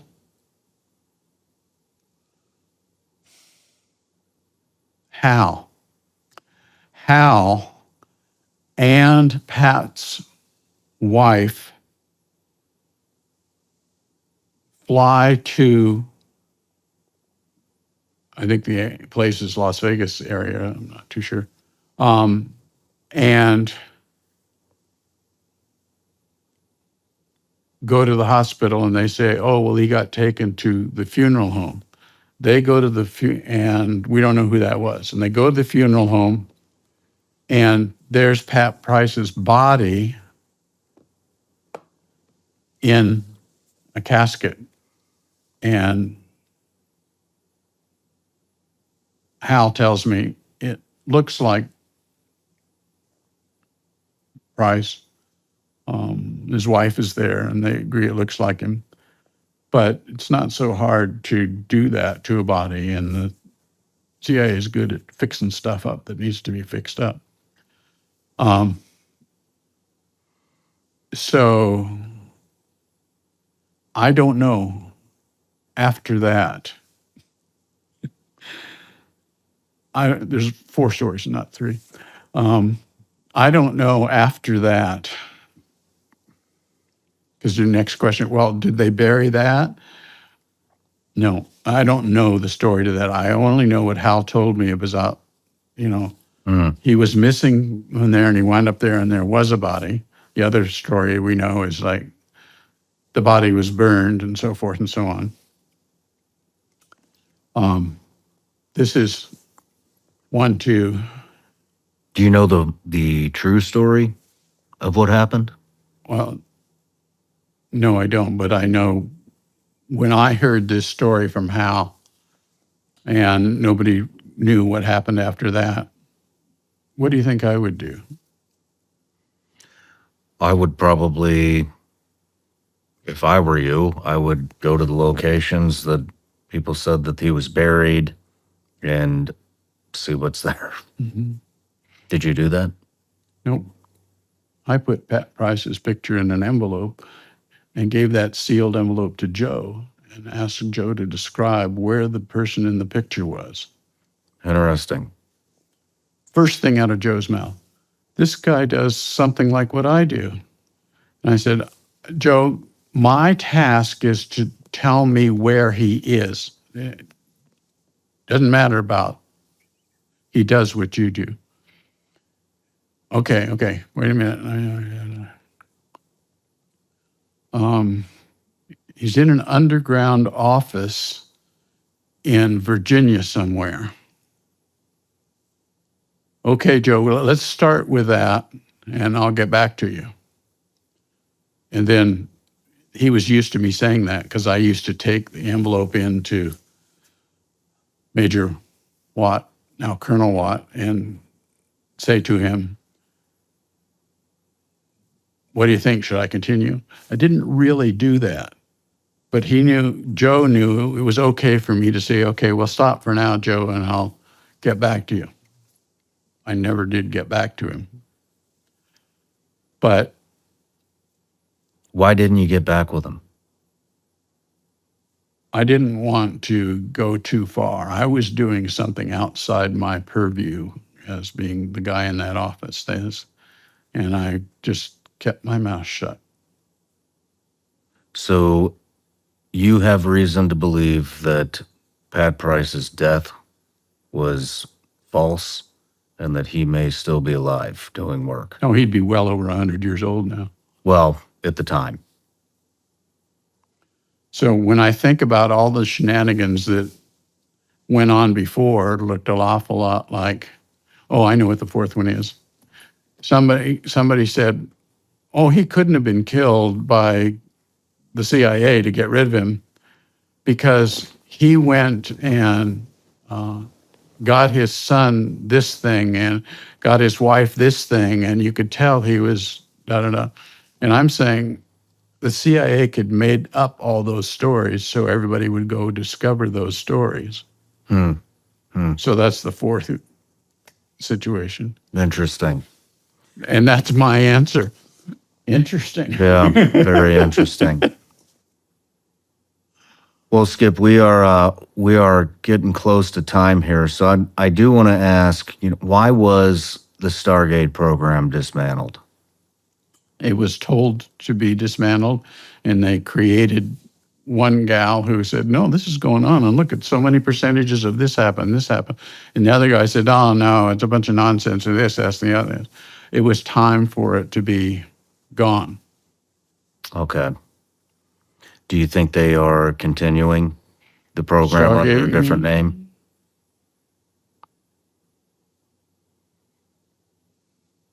No. Why wouldn't they? Because they already had. They already had 5 other programs. Did I say that? What are those programs?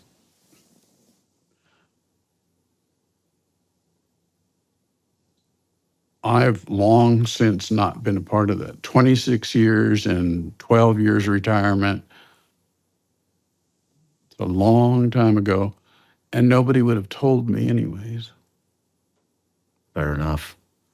Well, Skip, I really appreciate you making the trip out here, and it's just a fascinating subject, and it's cool to be talking to somebody that was a part of it all. Thank you, Skip. Okie dokie. Have a good one.